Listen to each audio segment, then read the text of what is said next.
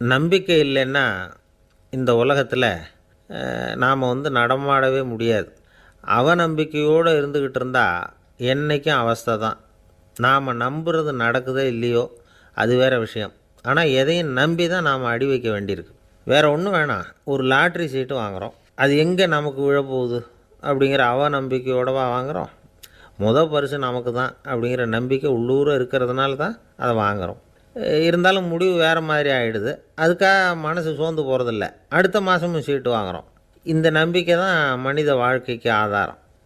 ஒரு கடையில் போய் டீ சாப்பிட்றீங்க, அந்த டீ நல்ல டீ தானா, அதில் விஷம் கலந்துருக்குமா அப்படிங்கிற சந்தேகம் வந்துட்டுதுன்னு வச்சுங்க. அதுக்கப்புறம் அதை எப்படி நீங்கள் சாப்பிட முடியும்? நம்பி தான் சாப்பிட்ணும். ரயில் ஒழுங்காக போய் சேருங்கிற நம்பிக்கை இருக்கிறதுனால தான் அதில் ஏறி உட்காடுறோம். லெட்டர் ஒழுங்காக போய் சேருங்கிற நம்பிக்கை இருக்கிறதுனால தான் பெட்டியில் போடுறோம். சரி, நம்ம கதையெல்லாம் நம்மளோட இருக்கட்டும். மனித நம்பிக்கை எந்த அளவுக்கு உறுதியாகவும் அறிவுபூர்வமாகவும் இருக்கணுங்கிறதுக்கு அலெக்சாண்டர் வாழ்க்கையில் நடந்த ஒரு சம்பவத்தை உதாரணமாக சொல்லலாம். இந்த உலகத்தையே ஜெயிக்கணும்னு புறப்பட்டார் அலெக்சாண்டர். ஒரு கட்டத்தில் அவர் சிட்னஸ் நதி கரைக்கு சேர்ந்தார். அந்த சமயத்தில் அவருக்கு கடுமையான நோய் வந்துட்டுது. அவர் கூடவே வந்திருந்த கிரேக்க வைத்தியர்கள் என்னென்னமோ முயற்சியெல்லாம் பண்ணி பார்த்தாங்க. இருந்தாலும் அலெக்சாண்டருக்கு வந்திருக்கிறது என்ன நோய்ங்கிறத அவங்களால கண்டுபிடிக்க முடியல. ஏன்னா அந்த பகுதியில் உள்ளவங்களுக்கு மட்டுமே அதிகமாக வரக்கூடிய ஒரு வினோதமான நோயாக இருந்தது அது. ஆனால் அவர் இருக்கிற இடம் எதிரியோட இடம், பாரசீக மன்னனோட ஆளுகைக்கு உட்பட்ட இடம். என்ன பண்ணுறது அப்படின்னு எல்லாரும் யோசனை பண்ணாங்க. பாரசீக மன்னனோட அரண்மனையில் இருக்கிற வைத்தியர் வந்தால் இந்த நோயை குணப்படுத்தி விடுவார் அப்படின்னு சொன்னாங்க. இருந்தாலும் எதிரியோட நாட்டில் இருக்கிற வைத்தியரை கூப்பிட்டு எப்படி நம்பி வைத்தியம் பார்க்க சொல்கிறது அப்படின்னு சொல்லி எல்லோரும் தயங்கினாங்க. ஆனால் அலெக்சாண்டர் தயங்கலை. பரவாயில்ல, அழைச்சிட்டு வாங்கன்னு விட்டார். உடனே அவரை போய் அழைச்சிட்டு வந்துட்டாங்க. அவர் வந்தார். அலெக்சாண்டர் உடம்பை பரிசோதனை பண்ணி பார்த்தார். சரி, இதை குணப்படுத்தி விடலாம், பயப்பட வேண்டியதில்லை. ஆனால் இதுக்கு ஒரு மூலிகை ரசம் தயார் பண்ணி கொடுக்கணும். நான் போய் அதை தயார் பண்ணிவிட்டு 2 நாளில் திரும்பி வந்துடுறேன் அப்படின்னு சொல்லிவிட்டு போனார் அந்த வைத்தியர். அதே மாதிரி 2 நாளில் திரும்பி வந்தார் மூலிகை ரசத்தோடு. இதுக்கு இடையில் அலெக்சாண்டரோட தளபதிகளில் ஒருத்தர் ரகசியமாக ஒரு எச்சரிக்கை கடிதம் கொடுத்து அனுப்பியிருக்கிறான். அதை வாங்கி என்ன விஷயம்னு பார்த்தார். இப்போ உங்ககிட்ட வந்திருக்கிற எதிரி நாட்டு வைத்தியரை நம்பாதீங்கோ, அவன் கொண்டுகிட்டு வந்திருக்கிற மூலிகை ரசத்தில் விஷம் கலந்துருக்குது அப்படின்னு அதில் எழுதியிருக்கு. அதை பார்த்தார் அலெக்சாண்டர்.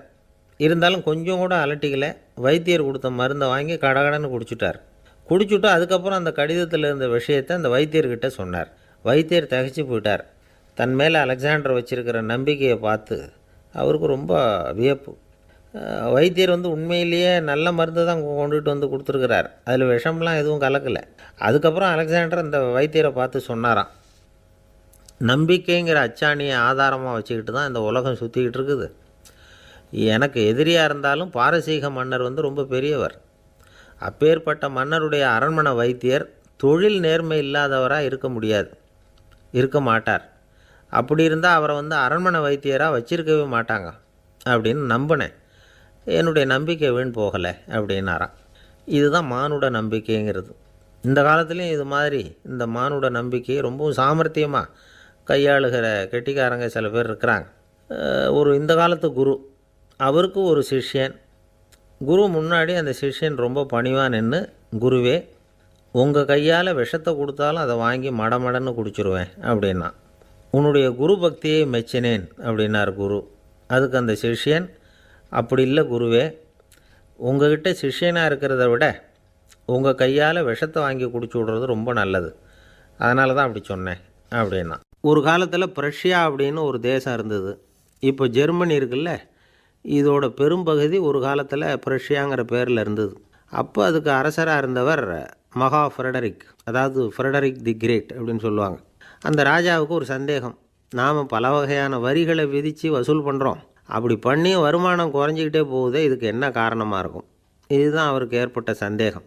ஒரு சமயம் அந்த அரசர் தம்முடைய அமைச்சர்களையும் பிரபுக்களையும் தளபதிகளையும் கூப்பிட்டு ஒரு விருந்து வச்சார். விருந்து முடிஞ்சதும் அவங்கள பார்த்து இந்த சந்தேகத்தை கேட்டார்.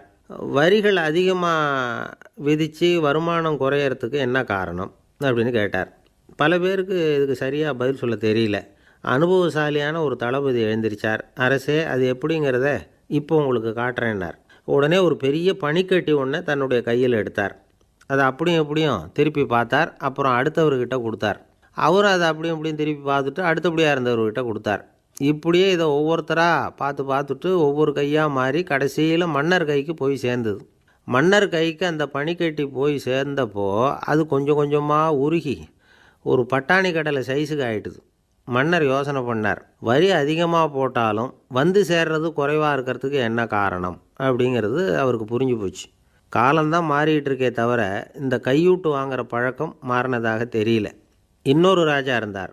அவர் தன்னுடைய ராஜாங்கத்தில் லஞ்ச ஊழலே சுத்தமாக இருக்கக்கூடாது அப்படின்னு நினச்சார். அவர்கிட்ட பல்வேறு துறைகளுக்கும் பொறுப்பாக இருந்த பல பேரும் ரொம்ப சுத்தமாகவும் நேர்மையாகவும் இருந்தாங்க. ஒரே ஒருத்தர் மட்டும் எல்லார்கிட்டையும் லஞ்சம் வாங்கிட்டே இருந்தார். அவரை வேறு துறைகளுக்கு மாற்றி பார்த்தாரு. அந்த ராஜா என்னென்னமோ பண்ணி பார்க்குறாரு. எந்த வேலையை கொடுத்தாலும் அதுலேயும் லஞ்சம் வாங்கிறதுக்கு ஒரு வழியை உண்டு பண்ணிக்குவார் அந்த ஆள். ராஜாவுக்கு இது ஒரு பெரிய தலைவலியாக போட்டுது. இவர் என்ன பண்ணுறது, இவருக்கு என்ன வேலையை கொடுக்கறது, கொஞ்சம் கூட லஞ்சம் வாங்கிறதுக்கு சான்ஸே இல்லாத ஒரு வேலையை கொடுக்கணும் அப்படின்னு திட்டம் போட்டார். ஒரு நாள் அவருக்கு அந்த உத்தரவும் போட்டுட்டார். அதாவது அவருக்கு என்ன வேலைன்னா, கடற்கரையில் தான் அவருக்கு ஆஃபீஸ். அங்கேயே இருந்துக்க வேண்டியது. தினமும் எத்தனை கடல் அலை கரையில் வந்து மோதுது அப்படிங்கிறத கணக்கு எடுத்து ராஜாவுக்கு தெரிவிக்க வேண்டியது. இதுதான் அவருக்கு வேலை. பேசாமல் அலையை எண்ணிட்டு உட்காந்துருக்கிட்டோம், அப்போவாவது அவர் லஞ்சம் வாங்குகிற சந்தர்ப்பம் இல்லாமல் போயிடும் அவருக்கு அப்படின்னு நினச்சார் ராஜா. இந்த ஆள் கடற்கரைக்கு போய் டியூட்டியில் ஜாயின் பண்ணிக்கிட்டார். ஒரே மாதத்தில் அங்கே சொந்தமாக ஒரு பிரம்மாண்டமான மாளிகை கட்டி விட்டார். ராஜாவுக்கு இது பெரிய ஆச்சரியமாக போச்சு. அலையை என்ற வேலையில் அந்த ஆள் எப்படி பணம் சம்பாதிச்சார் அப்படின்னு விசாரித்து பார்த்தார் அக்கம் பக்கத்தில். அந்த ஆள் என்ன பண்ணியிருக்கிறாருன்னா, கடற்கரையில் போய் பொறுப்பை ஏற்றுக்கிட்ட உடனே அங்கே இருந்த மீனவர்கள்கிட்ட எல்லாம் இந்த கரையில் வந்து ஒரு நாளில் வந்து மோதுகிற அலைகள் எத்தனை அப்படின்னு கேட்டிருக்காரு. அது எப்படிங்க தெரியும்னு இருக்காங்க அவங்க. தினமும் அந்த எண்ணிக்கை தெரியணும். நம்ம ராஜாவுக்கு தினமும் அறிக்கை அனுப்பணும், டெய்லி ரிப்போர்ட்டு. தவறுனா நீங்கள் இந்த கடலில் போய் மீன் பிடிக்கிறதுக்கு ராஜாவோட அனுமதி கிடைக்காது அப்படின்ட்டுருக்காரு. உடனே மீனவர்களும் பயந்து போட்டாங்க. கடலுக்கு போகிறதுக்கு அனுமதி இல்லைன்னா பட்டினி கிடக்கிறது மாதிரி ஆகிடுமே. மெதுவாக அந்த ஆளுக்கிட்ட போனாங்க, காதோட காதாக சொன்னாங்க, ஐயா, எங்களால் வந்து கடல் அலையை வந்து எண்ண முடியாது. தினமும் எங்களால் முடிஞ்சதை உங்களுக்கு பணமாக கொடுத்துட்றோம். நீங்கள் தான் ராஜா கிட்ட சிபாரிசு பண்ணி நாங்கள் தொடர்ந்து மீன் பிடிக்கிறதுக்கு அனுமதி வாங்கி கொடுக்கணும் அப்படின்னு வேண்டிக்கிட்டாங்க. பணம் தினமும் வந்து சேர ஆரம்பிச்சுட்டுது. பதவியில் மற்ற பதவியோட இந்த பதவி எவ்வளவோ மேல் அப்படின்னு நினச்சிட்டான் அந்த ஆள். அது மட்டும் இல்லை, தயவு பண்ணி என்னை இந்த இடத்த விட்டு மாற்றி விடாதீங்க சார் அப்படின்னு வேற கேட்க ஆரம்பிச்சிட்டானா. ஒரு ஊரில் ஒரு ராஜா இருந்தார். அவர் ஒரு பூனை வளர்த்தார். ரொம்ப செல்லமாக அவர் அந்த பூனையை வளர்த்தார். அவர் என்ன பண்ணுவார் தெரியுமா, இரவு நேரத்தில் அந்த பூனையோட தலையில் ஒரு விளக்கை வச்சுருவார். அந்த பூனை ரொம்ப ஜாக்கிரதையாக அந்த விளக்கு கீழே விழுந்துடாமல் பார்த்துக்கும். தலையை ஆட்டாமல் ரொம்ப நிதானமாக ராஜா பின்னாடி நடந்து போய்கிட்டே இருக்கும். அந்த விளக்கு வெளிச்சத்தில் எல்லா வேலைகளையும் செஞ்சுருவார். கையில் ஒரு விளக்கை தனியாக எடுத்துகிட்டு போக வேண்டிய அவசியமே இல்லை. விளக்கை தூக்கிட்டு போகிற வேலையை அந்த பூனை பார்த்துக்கும். அதனால் ராஜாவுக்கு அந்த பூனை மேலே ரொம்ப பிரியம். மந்திரிகளையெல்லாம் கூப்பிட்டு அவங்கக்கிட்ட சொல்லுவார், பார்த்தீங்களா இந்த பூனை எவ்வளவு விசுவாசமாக நடக்குது, என் பேரில் எவ்வளவு மரியாதை பார்த்தீங்களா அதுக்கு அப்படிம்பார். இதை கேட்டுவிட்டு அங்கேருந்து அமைச்சர்களில் ஒருத்தர் சொன்னார், மன்னா நீங்கள் சொல்கிறது சரிதான், இருந்தாலும் இந்த பூனையோட விசுவாசத்தை நாம் கொஞ்சம் சோதித்து பார்க்க வேண்டியிருக்கு அப்படின்னாராம். சரி, உங்கள் ஆசையை ஏன் கெடுக்கணும், நல்லா சோதித்து பாருங்கள் அப்படின்னு சொல்லிவிட்டார் ராஜா. உடனே அந்த அமைச்சர் என்ன பண்ணார் தெரியுமா, எங்கேயோ புறப்பட்டு போனார். ஒரு 5-6 எலிகளை பிடிச்சிக்கிட்டு வந்தார். அரண்மனையில் ராஜா ஏதோ வேலை பார்த்துக்கிட்டு இருக்கிறாரு. பக்கத்தில் அந்த பூனை ரொம்ப பணிவாக நின்றுக்கிட்டு இருக்குது. அது தலையில் விளக்கு எரிஞ்சிக்கிட்டு இருக்கு. அமைச்சர் தான் பிடிச்சிக்கிட்டு வந்த எலிகளை அந்த பூனை பார்வையில் படுறது மாதிரி எதிரில் விட்டார். அந்த எலிகள்லாம் அங்கேயும் இங்கேயும் ஓட ஆரம்பிச்சிது. அதை பார்த்தது பூனை, அவ்வளவுதான். தலையில் இருக்கிற விளக்கை பற்றியும் கவலைப்படலை, ராஜாவை பற்றியும் கவலைப்படலை. ஒரே பாய்ச்சலாக பாஞ்சு எலிகளை துரத்த ஆரம்பிச்சுட்டுது. தலையில் இருந்த விளக்கு எங்கேயோ போய் விழுந்தது, அணைஞ்சு போச்சு. இருட்டில் ராஜா தடுமாற ஆரம்பிச்சுட்டார். இந்த சமயத்தில் அந்த அமைச்சர் மறுபடியும் விளக்கை ஏற்றினார். வெளிச்சம் வந்தது. அதுக்கப்புறம் அந்த அமைச்சர் பேசினார், அரசே, பூனையோட விசுவாசத்தை பார்த்தீங்களா, எலி அது கண்ணில் படுற வரைக்கும் தான் விசுவாசமாக இருந்தது. அது மாதிரி எலியை பார்த்ததும் எல்லாத்தையும் விட்டுட்டு அதை துரத்த ஆரம்பிச்சுட்டு பார்த்தீங்களா. தான் வந்து அந்த பூனையை பற்றி நினச்சது தப்புங்கிறது அதுக்கப்புறம் தான் அந்த ராஜாவுக்கு புரிஞ்சுதான். சரி, இப்போ எதுக்கு இந்த கதையெல்லாம் அப்படிங்கிறீங்களா, இந்த பூனை மாதிரி தான் நம்ம மனசும். மனசை எவ்வளவு தான் பயிற்சி கொடுத்து பக்குவமாக வச்சுருந்தாலும் பார்க்குறதுக்கு பரமசாது மாதிரி தான் இருக்கும். பார்க்க வேண்டியதை பார்த்துட்டுதுன்னா பாஞ்சிரும். இந்த பூனை மாதிரி புலன் இன்ப பொருள்கள் கிட்டாத வரைக்கும் மனம் அடங்கி இருக்கிறது மாதிரி தான் தெரியும். கொஞ்சம் வாய்ப்பு கிடைச்சாலும் அது குதிக்க ஆரம்பிச்சிடும், தப்பு பண்ண ஆரம்பிச்சிடும். பெரிய பெரிய முனிவர்கள் வாழ்க்கையில் நடந்த வீழ்ச்சி இதை தான் நிரூபிக்குது. புலன்களின் ஆற்றல் அதிகம், அதனால் மனக்கட்டுப்பாடு பயிற்சிகளில் ரொம்ப எச்சரிக்கையாக இருக்கணுங்கிறார் சுவாமி சிவானந்தர். மது பழக்கத்தையே விட்டுவிட்டேன்னு உறுதியாக இருப்பான். கடை கண்ணில் பட்டுவிட்டதுன்னா கால் அவனை கேட்காமலே இழுத்துக்கிட்டு உள்ளே போயிடும். இதுதான் மனசுங்கிறது. அதுதான் அந்த ராஜா வளர்த்த பூனை. நம்மால் ஒருத்தன் அந்த ராஜா பூனை தலையில் விளக்க வச்சது மாதிரி இவன் தன்னுடைய தலையிலேயே ஒரு விளக்கை ஏற்றி வச்சுக்கிட்டு என்னத்தையோ தேட ஆரம்பித்தான். தேடிக்கிட்டு இருக்கிறான். தலையை ஆட்டாமல் நிதானமாக நடந்து ரொம்ப நேரமாக தேடிகிட்டு இருக்கிறான். அந்த சமயம் அங்கே வந்த ஒருத்தர் என்னத்தை தேடுறீங்கன்னு கேட்டார். அதுதான் மறந்து போச்சு அப்படின்னு இழுத்தான். சரி, கொஞ்சம் இப்படி உட்காருங்க, ஞாபகம் வந்ததும் தேட ஆரம்பிக்கலாம் அப்படின்னார் அவர். இவன் கொஞ்ச நேரம் உட்காந்து யோசித்தான். அப்புறம் திடீர்னு எழுந்திரிச்சான். ஞாபகம் வந்துட்டுதுன்னா. என்னன்னு கேட்டார். எங்கள் வீட்டில் இருந்த விளக்கை எங்கே வச்சேன்னு தெரியல, அதை தான் தேடிக்கிட்டு இருக்கிறேன், ஏற்றி வைக்கலாம்னு பார்க்குறேன் அப்படின்னா. ஒரு ராஜா இருந்தார். நாடு பூராவும் நிறைய மரங்களை நட்டு வளர்க்கணுங்கிறது அவரோட ஆசை. தானே அதுக்கு முன்மாதிரியாக இருக்கணும்னு நினச்சார். அரண்மனையை சுற்றி மரங்களை நட்டு வளர்த்தார். இதை பார்த்துட்டு ஜனங்களும் அவங்கவுங்க வீட்டை சுற்றி மரக்கன்றுகளை நட்டு வளர்த்தாங்க. கொஞ்ச காலத்தில் ஊர் பூரா பசுமையாக மாறிச்சு. எல்லாருக்கும் சந்தோஷமாக இருந்தது. இது ஒரு பக்கம் இருக்கட்டும். இப்போ நான் சொல்ல போகிற கதை வேறு. அதாவது அந்த ராஜா ஒரு நாள் தன்னுடைய அரண்மனையை சுற்றி இருக்கிற விதவிதமான மரங்களை எல்லாம் போய் பார்த்தார். எப்படி இருக்கிறீங்க அப்படின்னு ஒவ்வொரு மரத்துக்கிட்டையும் விசாரித்தாராம். எந்த மரமும் சந்தோஷமாக இருக்கிறதா தெரியல. அதுக்கும் மனசில் ஒரு குறை.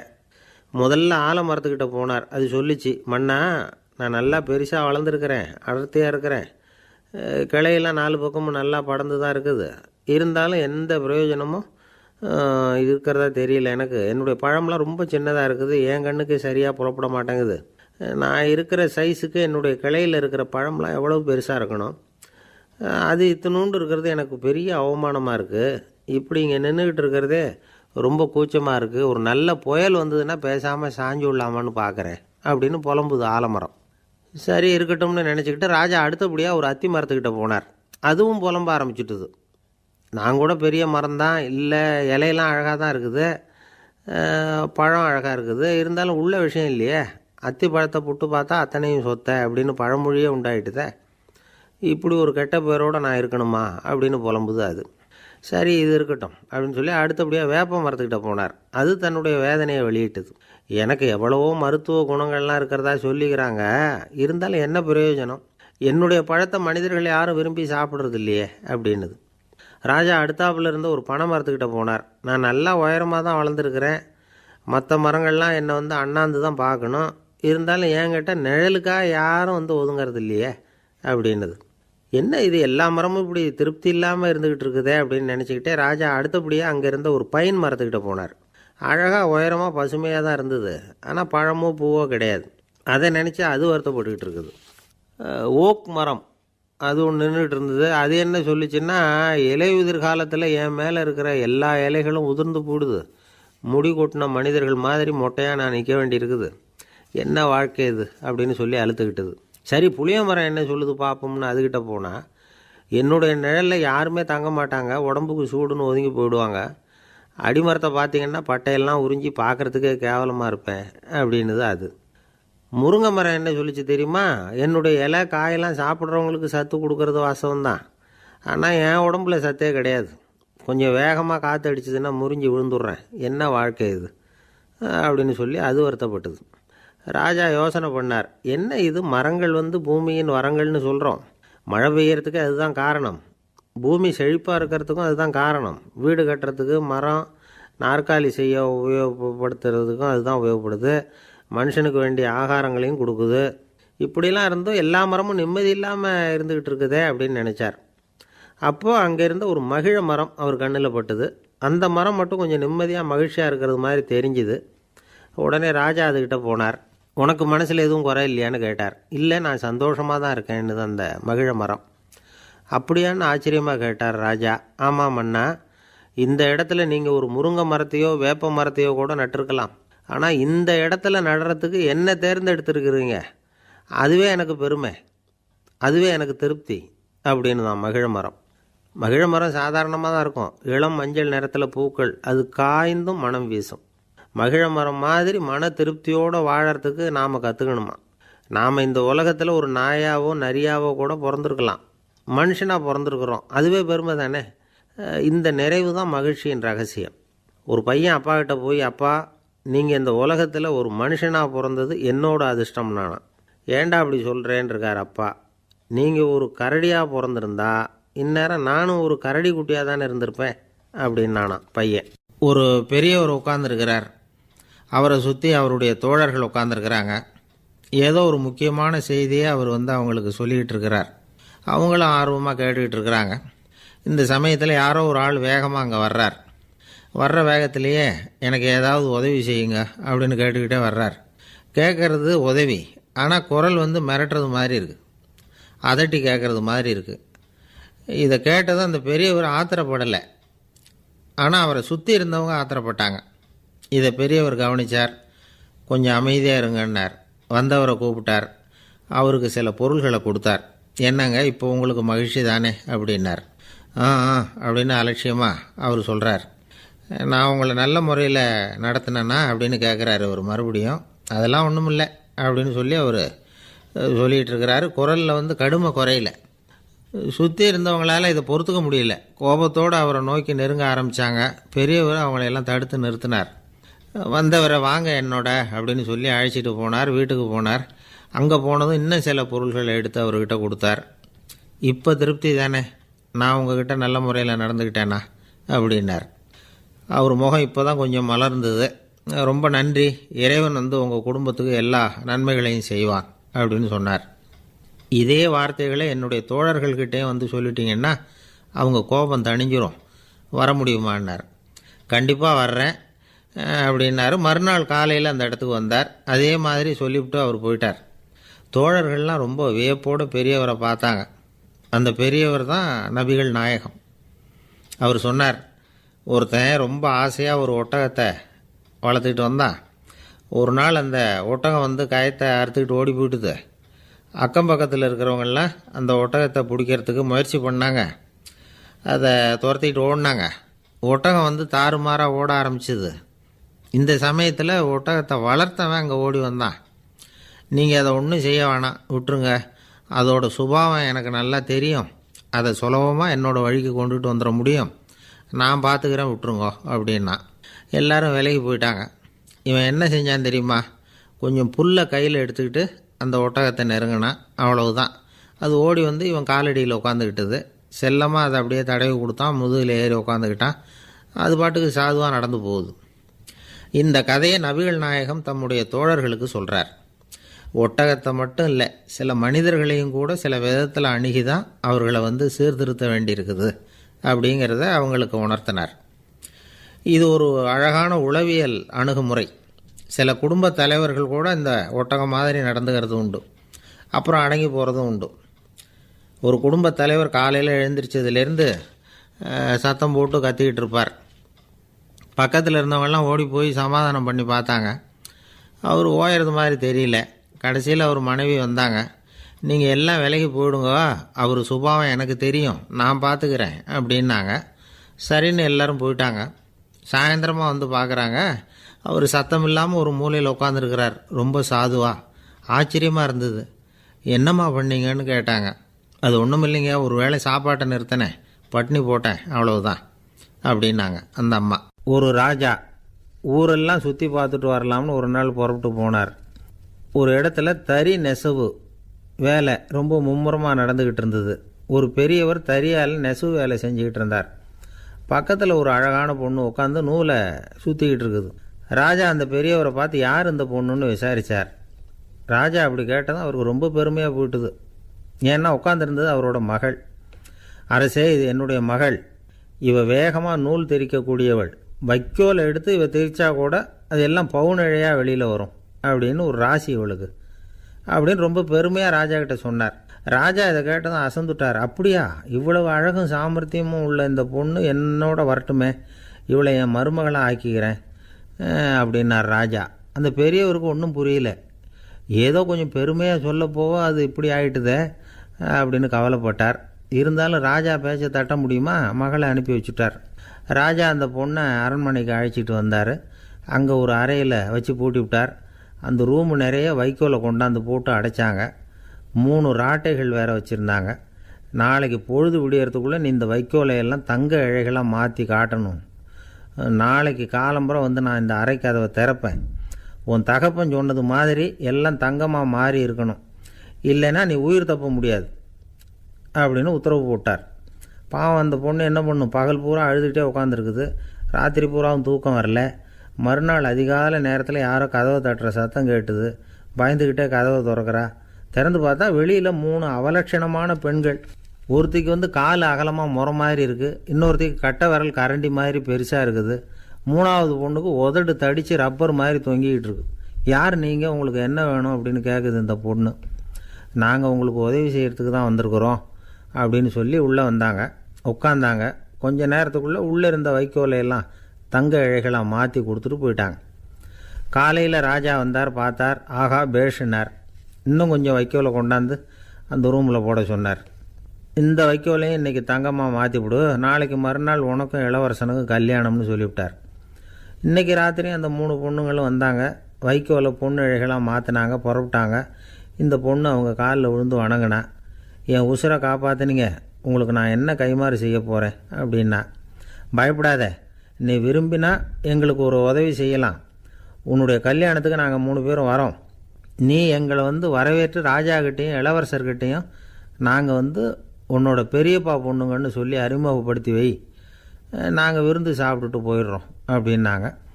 ரொம்பவும் சந்தோஷமாக சரின்னு ஒத்துக்கிட்டா. கல்யாண நாள் வந்தது. கல்யாணம் ரொம்ப கோலாகலமாக நடந்துக்கிட்டு இருக்கு. எல்லா தேசத்து ராஜா ராணிகளும் வந்துக்கிட்டு இருக்கிறாங்க. அந்த 3 அவலட்சணமான பொண்ணுங்களும் வந்து சேர்ந்தாங்க. யார் இவங்கன்னு கேட்டார் ராஜா. என் பெரியப்பா பொண்ணுங்க அப்படின்னா அந்த பொண்ணு. காலும் உதடும் கட்டை விரலும் ஏன் இப்படி உங்களுக்கு அவலட்சணம் ஆயிட்டுது அப்படின்னு கேட்டார்.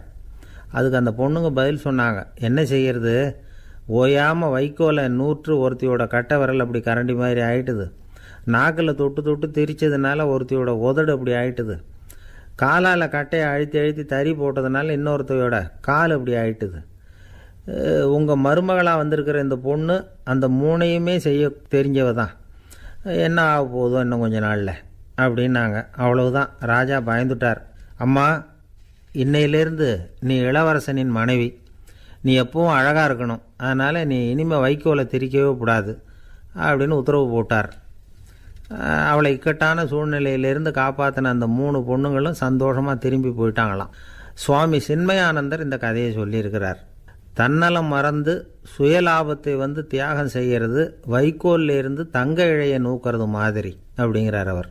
அது இருக்கட்டும், இப்போ நம்ம கதைக்கு வருவோம். ஒரு ராஜா தன்னோட மகனுக்கு சுயவரம் நடத்தினார். எல்லா தேசத்திலிருந்தும் ராஜகுமாரர்கள் வந்திருந்தாங்க. ராஜகுமாரியை கல்யாணம் பண்ணிக்கலாம்ங்கிற ஆசையில் சுயம்பர மண்டபத்திலேருந்து எல்லா ராஜகுமாரர்களும் அலறி அடிச்சுக்கிட்டு வெளியில் ஓடி வந்துக்கிட்டு இருக்கிறாங்களாம். ஏன் இப்படி எல்லாரும் மிரண்டு போய் ஓடி வர்றாங்கன்னு கேட்டார் ஒருத்தர். அதுக்கு இன்னொருத்தர் விவரம் சொன்னார். ராஜகுமாரியை இன்றைக்கி தான் அவங்க நேரில் பார்த்தாங்களாம், அதுதான் அப்படி ஓடி வந்துக்கிட்டு இருக்கிறாங்க அப்படின்னார். ஒரு ஜென் துறவி, அவருக்கு ரொம்ப வயசாகிட்டுது, கடைசி காலம். நண்பர்களெல்லாம் கூப்பிட்டார்.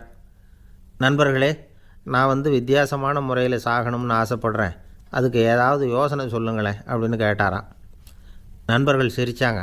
என்ன பேச்சு பேசுகிறீங்க, சாவறதுங்கிறது என்ன விளையாட்டு கத்தனமான காரியமா அப்படின்னு கேட்டிருக்காங்க.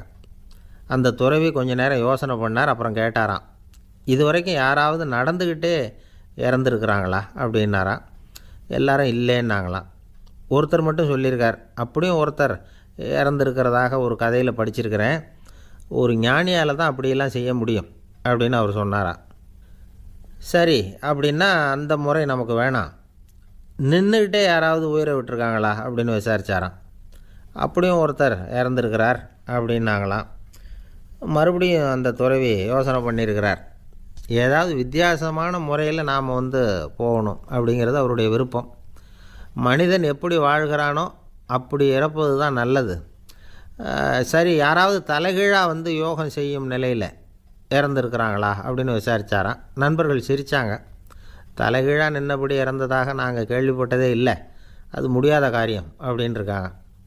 இப்போ அந்த துறவிக்கு திடீர்னு உற்சாகம் வந்துட்டுது. உடனே எழுந்திரிச்சார், தலைகீழாக நின்னார், அப்படியே உயிரை விட்டுட்டார். அவ்வளோதான். அந்த மடாலயத்தில் ஒரே குழப்பம். எப்படி அவரை கீழே இறக்கி படுக்க வைக்கிறது அப்படின்னு புரியல. இப்படி உயிர் விடுறதை பற்றி அவங்க இது வரைக்கும் கேள்விப்பட்டதும் இல்லை. உண்மையிலேயே வந்து இவர் வந்து இறந்து தான் போனாராங்கிறதும் தெரியல. சோதித்து பார்த்தாங்க. இதய துடிப்பு, நாடி துடிப்பு எல்லாம் நின்று போயிருந்தது. இவர் எப்பவும் இப்படி தான், என்ன பண்ணுறது இப்போது அப்படின்னு சொல்லி எல்லோரும் குழம்பிக்கிட்டு இருக்கிற சமயத்தில் ஒரு பெரிய ஒரு யோசனை சொன்னார். இந்த துறவியோட மூத்த சகோதரி பக்கத்து மடாலயத்தில் இருக்கிறாங்க, அவங்கள இங்கே அழைச்சிட்டு வந்தால் ஏதாவது வழி கிடைக்கும் அப்படின்னார். அந்த அம்மாவுக்கு 90 வயசு. அழைச்சிட்டு வந்தாங்க. ஒரு குச்சியை ஊன்றிக்கிட்டு அப்படியே மெதுவாக நடந்து வந்தாங்க. வந்து தம்பி, தலைகீழாக நின்று உயிர் விட்டு இறக்கிறத பார்த்தாங்க. தம்பின்னு கூப்பிட்டு பார்த்தாங்க, ஒன்றும் காணோம். உடனே என்ன பண்ணாங்க, தன்னுடைய கைத்தடியால் தம்பியோட உடலை ஒரு தட்டு தட்டினாங்க. ஏப்பா, சாகிறப்பவும் உன்னுடைய குறும்புத்தனத்தை விடலையா? இப்படியாடா சாகிறது, ஒழுங்காக செத்து தொலை அப்படின்னாங்களாம். அவ்வளவுதான். உடனே அந்த துறவி திரும்பி நேராக நின்னார். அக்கா, கோவப்படாத, நான் ஒழுங்காக சாகிறேன், எப்படி செத்தா என்ன, எல்லாம் எனக்கு ஒன்று தான் அப்படின்னு சொல்லிவிட்டு அப்படியே தரையில் படுத்து உயிரை விட்டாராம். அதுக்கப்புறம் அந்த அம்மா கோலை வந்து கையில் எடுத்துக்கிட்டு அப்படியே திரும்பி கூட பார்க்காம அவங்க பாட்டுக்கு போயிட்டாங்களாம். மரணத்தை ஒரு விளையாட்டாக ஆக்கிய அந்த துறவிக்கு வாழ்க்கையே ஒரு விளையாட்டாக தான் இருந்திருக்குது. எந்த நோக்கமும் இல்லாமல் செயல்படுறதுன்னா என்னங்கிறதும் அவருக்கு தெரிஞ்சிருக்குது. பயனை எதிர்பார்க்காமல் பணி செய்து வாழ்ந்து மறைந்த மகான் அவர். தம்முடைய தொழிலை வந்து விளையாட்டு போல் செய்ய தெரிஞ்சவருக்கு வாழ்க்கையே ஒரு விளையாட்டாக மாறிடும். எல்லாமே விளையாட்டாகி விடுகிற போது மரணமும் விளையாட்டாகிவிடும் அப்படிங்கிறது தான் அந்த தத்துவம். ஆனால் அதுக்கு முன்னாடி உங்களுக்குள்ளே இருக்கிற உண்மையான நடிகனை வந்து நீங்கள் அடையாளம் கண்டுபிடிக்கணும். நீங்கள் நடிக்க வேண்டியதே இல்லை, நீங்கள் ஏற்கனவே நடிச்சுக்கிட்டு தான் இருக்கிறீங்க. நீங்கள் இந்த உண்மையை தெரிஞ்சுக்கணும், அவ்வளவுதான். இதுதான் ஞானிகளுடைய கருத்து. நீங்கள் தெருவில் நடந்து போயிட்டுருக்கிறீங்க, எதிரில் வர்றவர் உங்களை பார்த்து எப்படி இருக்கிறீங்கன்னு கேட்குறார். நல்லா இருக்கிறேங்கிறீங்க. உண்மையிலேயே நாம் நல்லா இருக்க மாட்டோம், ஏதாவது உடம்புல கோளாறு இருக்கும். ஆனால் அப்படி சொல்லுவோம், நல்லா இருக்கிறேன் அப்படின்னு. அது நடிப்பு தானே. உங்களை சந்தித்ததில் ரொம்ப மகிழ்ச்சி அப்படின்னு சொல்கிறோம். உடனே கொஞ்சம் நிதானமாக யோசித்து பாருங்கள், உண்மையிலேயே உங்கள் மனசு மகிழ்ச்சி அடைஞ்சுட்டுதா? அது நடிப்பு தானே. வாழ்க்கையை சரியாக புரிஞ்சுக்கிட்டால் எல்லாமே நடிப்புங்கிறது புரியும். கல்யாண பத்திரிக்கை அனுப்பியிருந்தேனே, ஏன்டா வரலன்னு கேட்டான் ஒருத்தன். வந்திருந்தேனே அப்படின்னானா இவன். டேய், ஏன்டா போய் சொல்கிற, நான் பத்திரிக்கையே உனக்கு அனுப்பலையே அப்படின்ட்டுருக்கான் அவன். அதுக்கு இவன் சொன்னானா, பத்திரிக்கை அனுப்புனேன்னு நீ போய் சொல்கிறப்போ கல்யாணத்துக்கு வந்தேன்னு நான் போய் சொல்லக்கூடாதா அப்படின்னானா. ஒரு பெரிய பியானோ கலைஞர் வியன்னாவில் இருந்தார்.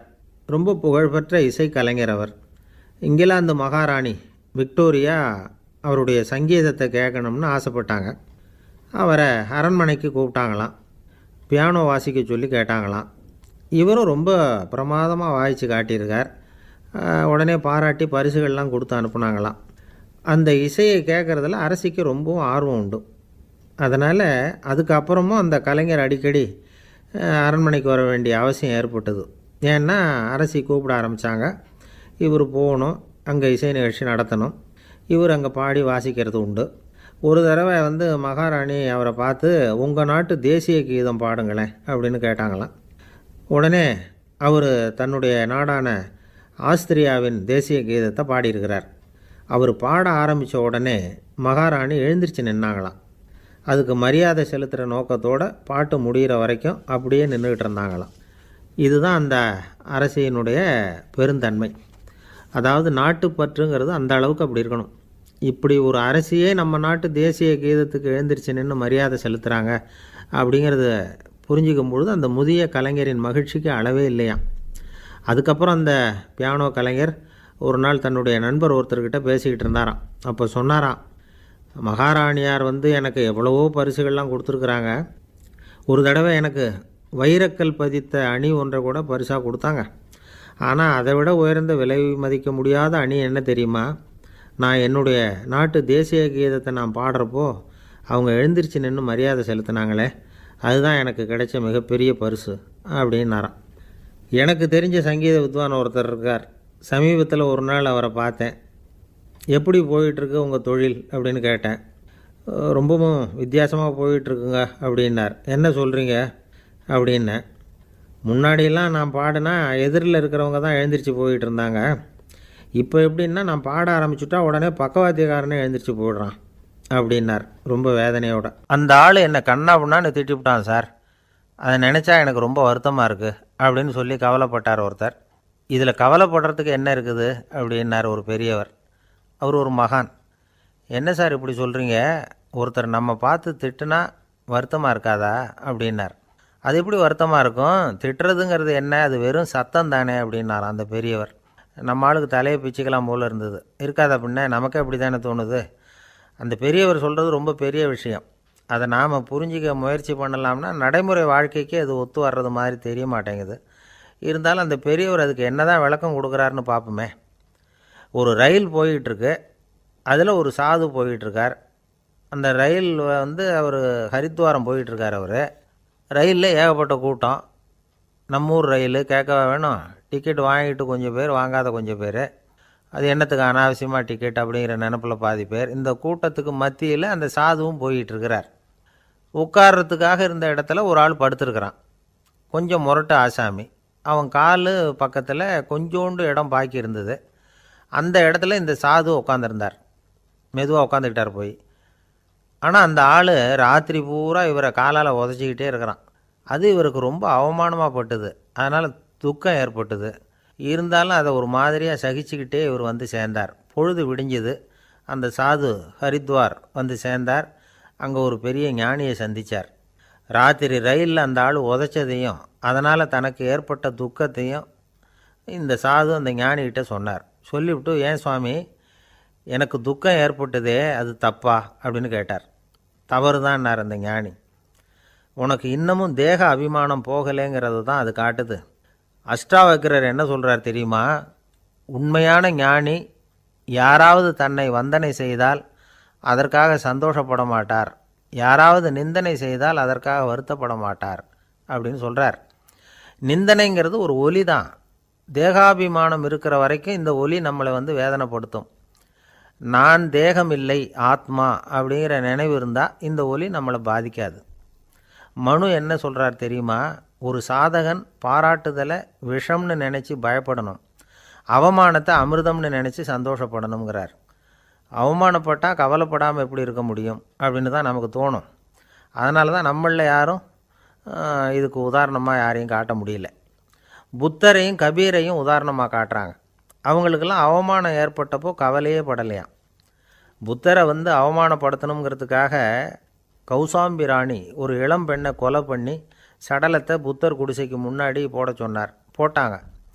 புத்தர் தான் அந்த பொண்ணை கெடுத்து கொலை பண்ணிவிட்டார்னு எல்லாரும் நினச்சாங்க. ஆனால் புத்தர் இதை பற்றி கவலையே படலை. அப்புறமா உண்மை தெரிஞ்சதும் புத்தர் புகழ் இன்னும் அதிகமாயிட்டுது. ஒரு பெரிய சபையில் ஒரு மோசமான பொண்ணு நுழைஞ்சி தனக்கும் கபீருக்கும் சம்பந்தம் உண்டுன்னு சொன்னான். கபீர் கவலைப்படலை. அவங்க மாதிரியெல்லாம் நாமளும் இருக்க கற்றுக்கணும். நிந்தனை, அபகீர்த்தி, அவமானம் எல்லாம் ஆண்டவன் கொடுக்குற பிரசாதம்னு நினைக்கணும் அப்படின்னு சொல்கிறார் அந்த ஞானி. இதை கேட்ட இந்த காலத்து ஆசாமி ஒருத்தர், நான் கூட அப்படி தான் சார், யாராவது அவமானப்படுத்தினா கவலைப்பட மாட்டேன். நேற்று கூட ஒருத்தர் என்ன பலார்னு அரைஞ்சுட்டார், நான் கொஞ்சம் கூட கவலைப்படலை, பேசாமல் வந்துட்டேன்னார். ஏன் அப்படி வந்துட்டீங்க அப்படின்னு. அவர் அரைஞ்சதுலேயும் ஒரு அர்த்தம் இருந்தது, அதனால தான் அப்படி வந்துட்டேன்னார்.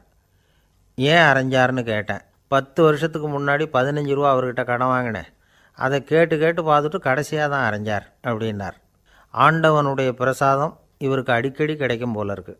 ஆசைப்படுறதுல தப்பு இல்லை, ஆனால் அந்த ஆசை தேவைக்கு தகுந்த மாதிரி இருக்கணும். தேவைக்கு மீறிய ஆசைகள் இருக்குது பாருங்கள், அது தேவையில்லை. இந்த கருத்தை வலியுறுத்தது மாதிரி ஒரு கதை உண்டு. தேவேந்திரனுக்கு திடீர்னு வீடு கட்டணும்னு ஒரு ஆசை வந்து தான். வீடுன்னா நாம் கட்டுற மாதிரி இல்லை. தேவேந்திரன் வீடுன்னா சும்மாவா? ஒரு பிரம்மாண்டமான அரண்மனை கட்டணும். அது மாதிரி இந்த 3 லோகத்துலேயும் ஒரு அரண்மனை கிடையாது அப்படின்னு எல்லாரும் சொல்லணும். இது அவனோட ஆசை.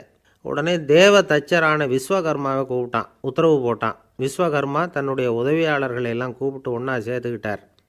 படாத பாடுபட்டு ஒரு பெரிய அரண்மனையை கட்டி முடித்தார். கட்டி முடிக்க 1000 வருஷம் ஆச்சு.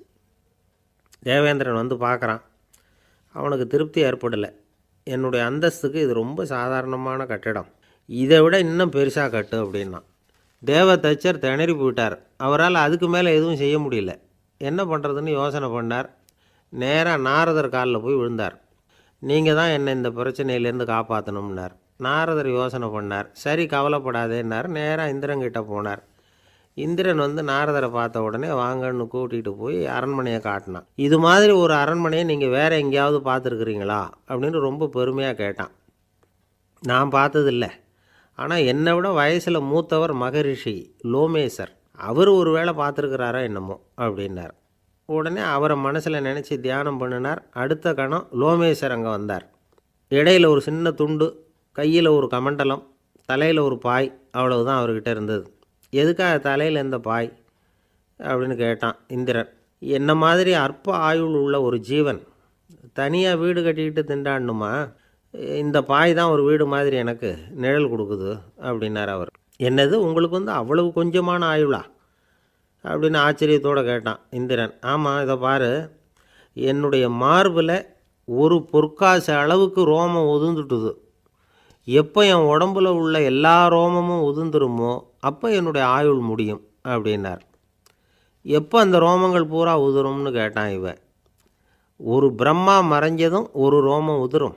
என் உடம்புல உள்ள ரோமங்களின் எண்ணிக்கை எவ்வளவோ அவ்வளவு பிரம்மாக்கள் தோன்றி அவங்க ஆயுள் முடியும் பொழுது என் உடம்புல உள்ள ரோமங்கள் பூரா உதிரும் அப்படின்னார். அப்படின்னா ஒரு பிரம்மாவோட ஆயுள் எவ்வளவு காலம்னு கேட்டான். ஒரு பிரம்மாவுக்கு 100 தேவ வருஷம். ஒவ்வொரு தேவ வருஷத்துக்கும் 365 தேவ நாள். ஒவ்வொரு தேவ நாள்லேயும் ஒன்றை மாதிரி 14 இந்திரர்கள் தோன்றி மறைகிறாங்க அப்படின்னு மகரிஷி லோமேசர் சொல்கிறார். இதை கேட்டதும் இந்திரன் ஆடி போயிட்டான். அவ்வளவு ஆயுள் உள்ள இவரே அற்ப ஆயுள்னு சொல்கிறார்.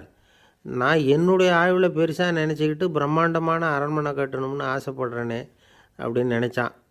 எனக்கு வீடு கட்டின வரைக்கும் போதும்னு விட்டான். அதனால் நாமெல்லாம் நம்முடைய தேவைக்கு தகுந்த மாதிரி ஆசைப்படுறது தான் நியாயம். ஆனால் அப்படியே நடந்துக்கிறோம். மனுஷன் வந்து கடவுளையே ஏமாற்றி காசு வாங்கிறதுக்குள்ள ஆசைப்படுறான். ஒருத்தன் கடவுளை நினச்சி தவம் இருந்தான். கடவுள் நேரில் வந்தார். தேவலோகத்தில் ரூபாய்க்கெல்லாம் என்ன மதிப்புன்னு கேட்டான். அங்கெல்லாம் ரூபாய்ங்கிறது உங்கள் பணத்தில் 1 கோடி ரூபாய்க்கு சமம். அதாவது தேவலோகத்தில் 1 ரூபான்னா இங்கே 1 கோடி ரூபா. அது மாதிரி எங்களுக்கு ஒரு நாளுங்கிறது உங்கள் கணக்கில் 1 கோடி வருஷத்துக்கு சமம் அப்படின்னார் கடவுள். அப்படின்னா எனக்கு நீங்கள் அதிகமாக எதுவும் தர வேணாம், உங்கள் கணக்குப்படி ஒரே 1 ரூபா கொடுங்க, அது போதும்னா இவன் ரொம்ப சாமர்த்தியமாக. கடவுள் யோசனை பண்ணார். அது ஒன்றும் கஷ்டம் இல்லை, 1 ரூபா தானே கேட்குற, கொடுத்துட்றேன். ஆனால் இப்போ வரும்பொழுது நான் எடுத்துக்கிட்டு வரல, எங்கள் கணக்குப்படியே 1 நாள் பொறுத்துக்க பணத்தோடு வந்துடுறேன் அப்படின்னு சொல்லிவிட்டு பறந்து போயிட்டார். பிரம்மத்தை அறிந்தவன் பிரம்மமாகிறான் அப்படின்னு ஒரு பெரியவர் பேசினார் ஒரு கோவிலில். தைத்திரிய உபனிஷத்து அப்படி சொல்லுதான். இதை கேட்கும்பொழுது நமக்கு ஒரு சந்தேகம் வரும். அது எப்படி? பிரம்மத்தை அறிந்தவன் பிரம்மம் ஆகிறான்னா, சிங்கத்தை அறிந்தவன் சிங்கம் ஆகிறானா, தோசையை அறிந்தவன் தோசை ஆகிறானா? இப்படிப்பட்ட சந்தேகம் நமக்கு வர்றதில் ஒன்றும் ஆச்சரியம் இல்லை. இது இயற்கை. இதுக்கும் அந்த பெரியவரே பதில் சொல்கிறார். சிங்கம் வேற, நாம் வேற. அதனால் சிங்கத்தை அறிந்தவன் சிங்கமாக மாட்டான். ஆனால் பிரம்மம் வேற, நாம் வேற இல்லை. அதனால் பிரம்மத்தை அறிந்தவன் பிரம்மமாகிறான் அப்படிங்கிறது அவரோட விளக்கம். மனிதன் அவன்தான் தான் பிரம்மங்கிறது தெரியாதனால தான் அதை வேறு எங்கேயோ தேடிகிட்டு இருக்கிறான்.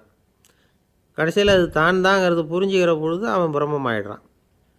இதை விளக்கிறதுக்கு ஒரு உபநிஷத்து கதையே இருக்குது. நமக்கு தெரிஞ்ச கதை தான், ஆனால் அதை வேறு விதமான அர்த்தத்தில் விளையாட்டாக சொல்லிகிட்டு இருக்கிறோம். ஒரு சமயம் ஒரு 10 நண்பர்கள் ஒரு காட்டு வழியாக போய்கிட்டு இருக்கிறாங்க. குறுக்க ஒரு நதி, அதை கடந்து அடுத்த பக்கம் போகணும். எல்லோரும் ஒரு வழியாக கடந்து அடுத்த கரைக்கு போய் சேர்ந்துட்டாங்க. அங்கே போய் சேர்ந்ததுக்கப்புறம் எல்லோரும் பத்திரமா வந்து சேர்ந்துட்டோமா அப்படின்னு தெரிஞ்சுக்கிறதுக்காக எண்ணி பார்க்குறான் அந்த கூட்டத்து தலைவன். அவங்க மொத்தம் 10 பேர். ஆனால் இவன் எண்ணி பார்க்குறப்போ 9 தான் வருது. ஏன்னா அவன் தன்னை விட்டுவிட்டான். எதிரில் நிற்கிறவங்கள மட்டுமே எண்ணுறான். ஐயோ 10வது ஆள் எங்கேங்கிறான், பதறான். சரி நீ இரு, நான் எண்ணி பார்க்குறேன்னு சொல்லிவிட்டு இன்னொருத்தன் வந்து எண்ணுறான். அவனும் தன்னை விட்டுட்டு எண்ணுறான். 9 தான் வருது. எல்லோரும் கொய்யோ முறையோன்னு கத்த ஆரம்பிச்சிட்டாங்க. அந்த சமயத்தில் ஒரு பெரியவர் அந்த பக்கமாக வர்றார். என்ன விஷயம்னு விசாரிக்கிறார். 10வது ஆளை 6 அடிச்சுட்டு போட்டுது அப்படின்னு சொல்லி இவங்க அழறாங்க. சரி அழாதீங்க அப்படின்னு சொல்லி அந்த தலைவனை பார்த்து இப்படி வாங்குறார், வர்றான். இப்போ எனக்கு முன்னாடி ஒரு தரம் எண்ணு பார்க்கலாம்ங்கிறார். 1 2 3ன்னு ஆரம்பித்து 9ல் வந்து முடிக்கிறான். உடனே பெரியவர் நீ தான் அந்த 10வது ஆள் அப்படிங்கிறார். இது உண்மை. நாம் தான் அது. நாம் தான் நம்மளை வேறு எங்கேயோ தேடிகிட்டு இருக்கிறோம். நாம் எங்கேயோ தேடிகிட்டு இருக்கிறோமே, அந்த பிரம்மம் நாம் தான். இப்படி ஒரு பெரிய உண்மையை விளக்கிறதுக்காக தான் அப்படி ஒரு கதை சொல்லப்பட்டது. ஆனால் அதை வந்து நாம் வேறு விதமாக வேடிக்கையாக உபயோகப்படுத்திக்கிட்டு இருக்கிறோம். எப்படி தெரியுமா? ஒரு ஆற்றங்கரையில் ஒரு 10 பேர் முழிச்சுக்கிட்டே நின்றுக்கிட்டு இருந்தாங்களாம்.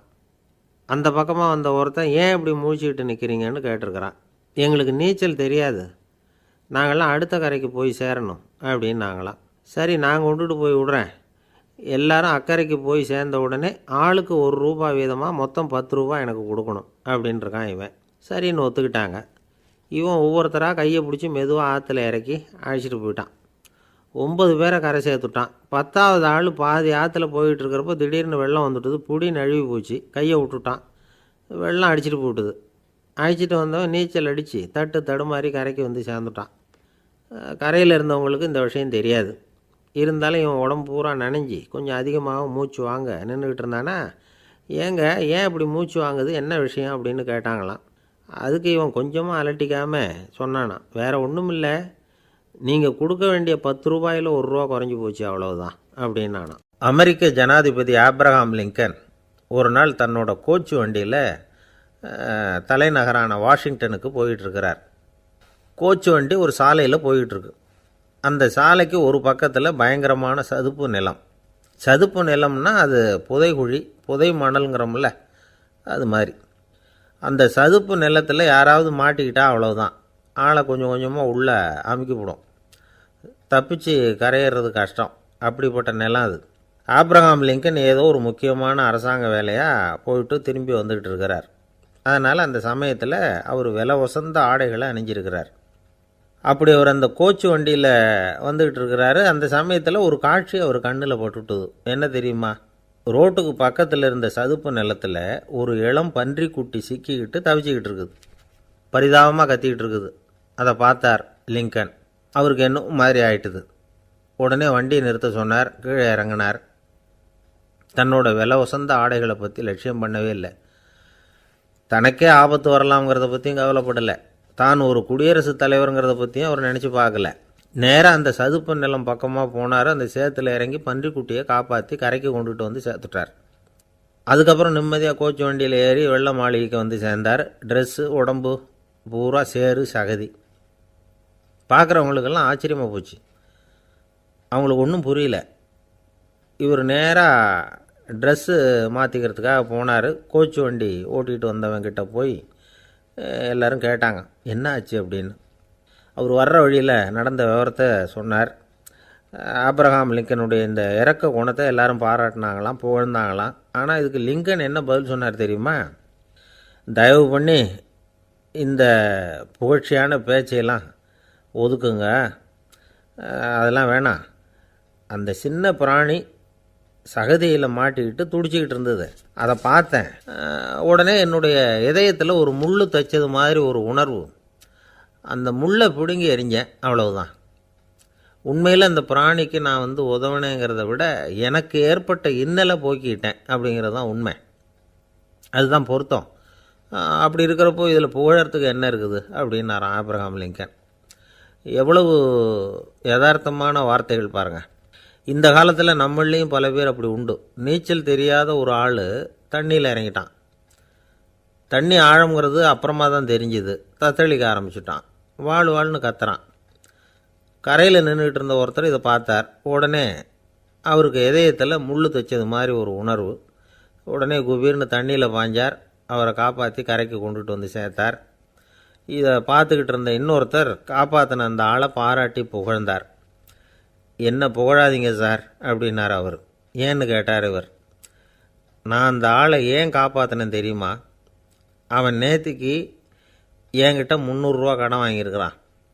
இவன் தண்ணியில் போட்டான்னா நான் கொடுத்த கடனும் தண்ணியில் போடும். அதனால தான் விழுந்து காப்பாற்றினேன் அப்படின்னா அந்த ஆள். ஒரு காடு, அங்கே புத்தர் அவர் பாட்டுக்கு நடந்து போய்கிட்டே இருக்கிறார். அவருக்கு பின்னாடி ஒரு குரங்கு, அதுவும் தொடர்ந்து வந்துக்கிட்டே இருக்குது. புத்தர் திரும்பி பார்த்தார். குரங்கு அப்படியே குதித்து உயர எழும்பி ஒரு கிளையில் போய் உக்காந்தது. ஏன் இப்படி பண்ணுறேன்னு கேட்டார் புத்தர். என்னை சாதாரணமாக நினைக்க வேணாம், நான் மகாமந்தி, என்னால் எல்லாம் முடியும், முடியாதுங்கிற வார்த்தையே என்னுடைய அகராதியில் கிடையாது, என்ன வேணும்னாலும் செய்வேன் அப்படின்னுது. அப்படின்னா ஒரு பந்தயம் வச்சுக்கலாமான்னார் இவர். ஓ வச்சுக்கலாமேன்னுது. வேறு ஒன்றும் இல்லை, இப்போ நீ மேலே எழும்பி அந்த கிளையில் உட்காந்தது மாதிரி அங்கேருந்து தாவி என் உள்ளங்கையில் உட்காரணும், அவ்வளோதான் அப்படின்னார். அப்படி உட்காந்துட்டா என்ன பரிசு அப்படின்னு கேட்டது அது. சொர்க்கத்தில் இருக்கிற மாமன்னன் மரகத சக்கரவர்த்தியை என்னோட இருக்கும்படியாக கூப்பிட்டுக்கிறேன். அந்த சமயத்தில் அவருடைய அரியணை அங்கே காலியாகிடும், நீ அதில் போய் உட்காந்துக்கலாம். பந்தயத்தில் தோத்துட்டா ஒரு கல்ப காலம் இந்த பூமியில் வாழ வேண்டியிருக்கும், அதுக்கு பிறகு தான் என்கிட்ட வர முடியும், என்ன சொல்கிற அப்படின்னார். குரங்குக்கு தாவறது ஒரு பெரிய காரியமா? இது எனக்கு ரொம்ப சாதாரண விஷயம், என்ன இப்போவே தாவட்டுமா அப்படின்னுது. சரின்னு சொல்லி உள்ளங்கையை நீட்டினார். அவருடைய கை தாமரை இலை அளவுக்கு அப்படியே விரிஞ்சுது. குரங்கு சௌகரியமாக உட்கார்றதுக்காக. குரங்கு தாவறதுக்கு தயாராச்சு. அதுக்கு முன்னாடி ஒரு சின்ன யோசனை அதுக்கு. இந்த கிளையிலேருந்து அந்த கைக்கு தாவறது எனக்கு ரொம்ப அற்பமான ஒரு வேலை, இது ரொம்ப சாதாரணம், என்னுடைய கௌரவத்துக்கு இது சரியாக இருக்காது. அதனால் நான் என்ன பண்ண போகிறேன்னா, இங்கேருந்து கிளையிலேருந்து அப்படியே உயர எழும்ப போகிறேன். எழும்பி மேல் உலகம் போய் அங்கே ஒரு சுற்றிவிட்டு அதுக்கப்புறம் அங்கேருந்து நேராக இந்த கையில் உட்கார போகிறேன் அப்படின்னு நினச்சிது.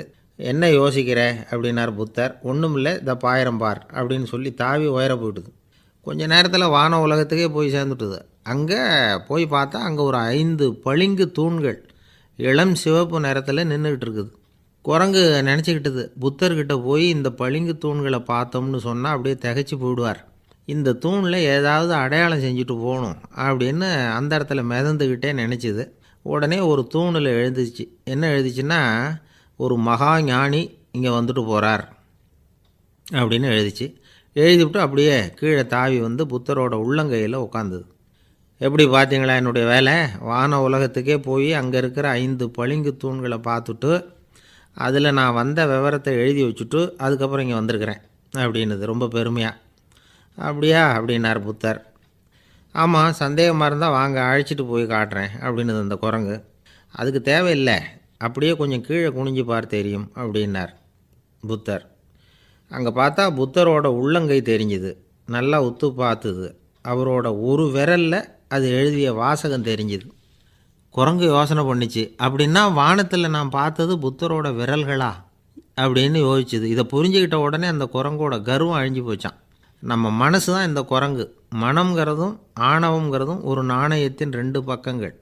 மனம் உள்ளவரை ஆணவமும் இருக்கும். மனம் அழிஞ்சாதான் ஆணவம் அழியும். மனம் அழிய வேண்டும் அப்படின்னு பெரியவங்க சொல்கிறது இந்த அர்த்தத்தில் தான். நம்ம ஆளுங்க சவால் விடுறதெல்லாம் வேறு மாதிரி. ஒருத்தன் ஒரு வாய்க்காலை தாண்டுறேன்னு பந்தயம் கட்டி தாண்ட முடியாமல் வாய்க்காலில் விழுந்து காலை உடச்சிக்கிட்டு கட்டு போட்டுக்கிட்டு வந்தான். ஏன்டா அப்படின்னு கேட்டாங்க. நான் பந்தயம் கட்டின நேரம் சரியில்லை அப்படின்னா. எப்படிறான்னு கேட்டிருக்காங்க. வாய்க்காலில் தண்ணி இருக்கிற நேரமாக பார்த்து பந்தயம் கட்டியிருக்கணும் அப்படின்னானா. ஒரு நண்பர், அவர்கிட்ட பேசிக்கிட்டு இருந்தேன். மனித உறவுகள் பற்றி அவர் சொல்லிகிட்டு இருந்தார். அமெரிக்காவில் தந்தை மகன் உறவு எப்படி இருக்குது அப்படிங்கிறத விளக்கிறதுக்கு அவர் ஒரு கதையை சொன்னார். ஒரு அப்பா பகல் பூராவும் அலுவலகத்தில் வேலை, ஓடி ஆடி உழைச்சிக்கிட்டு களைச்சி போய் ராத்திரி 10 மணிக்கு மேலே வீடு திரும்பினான்.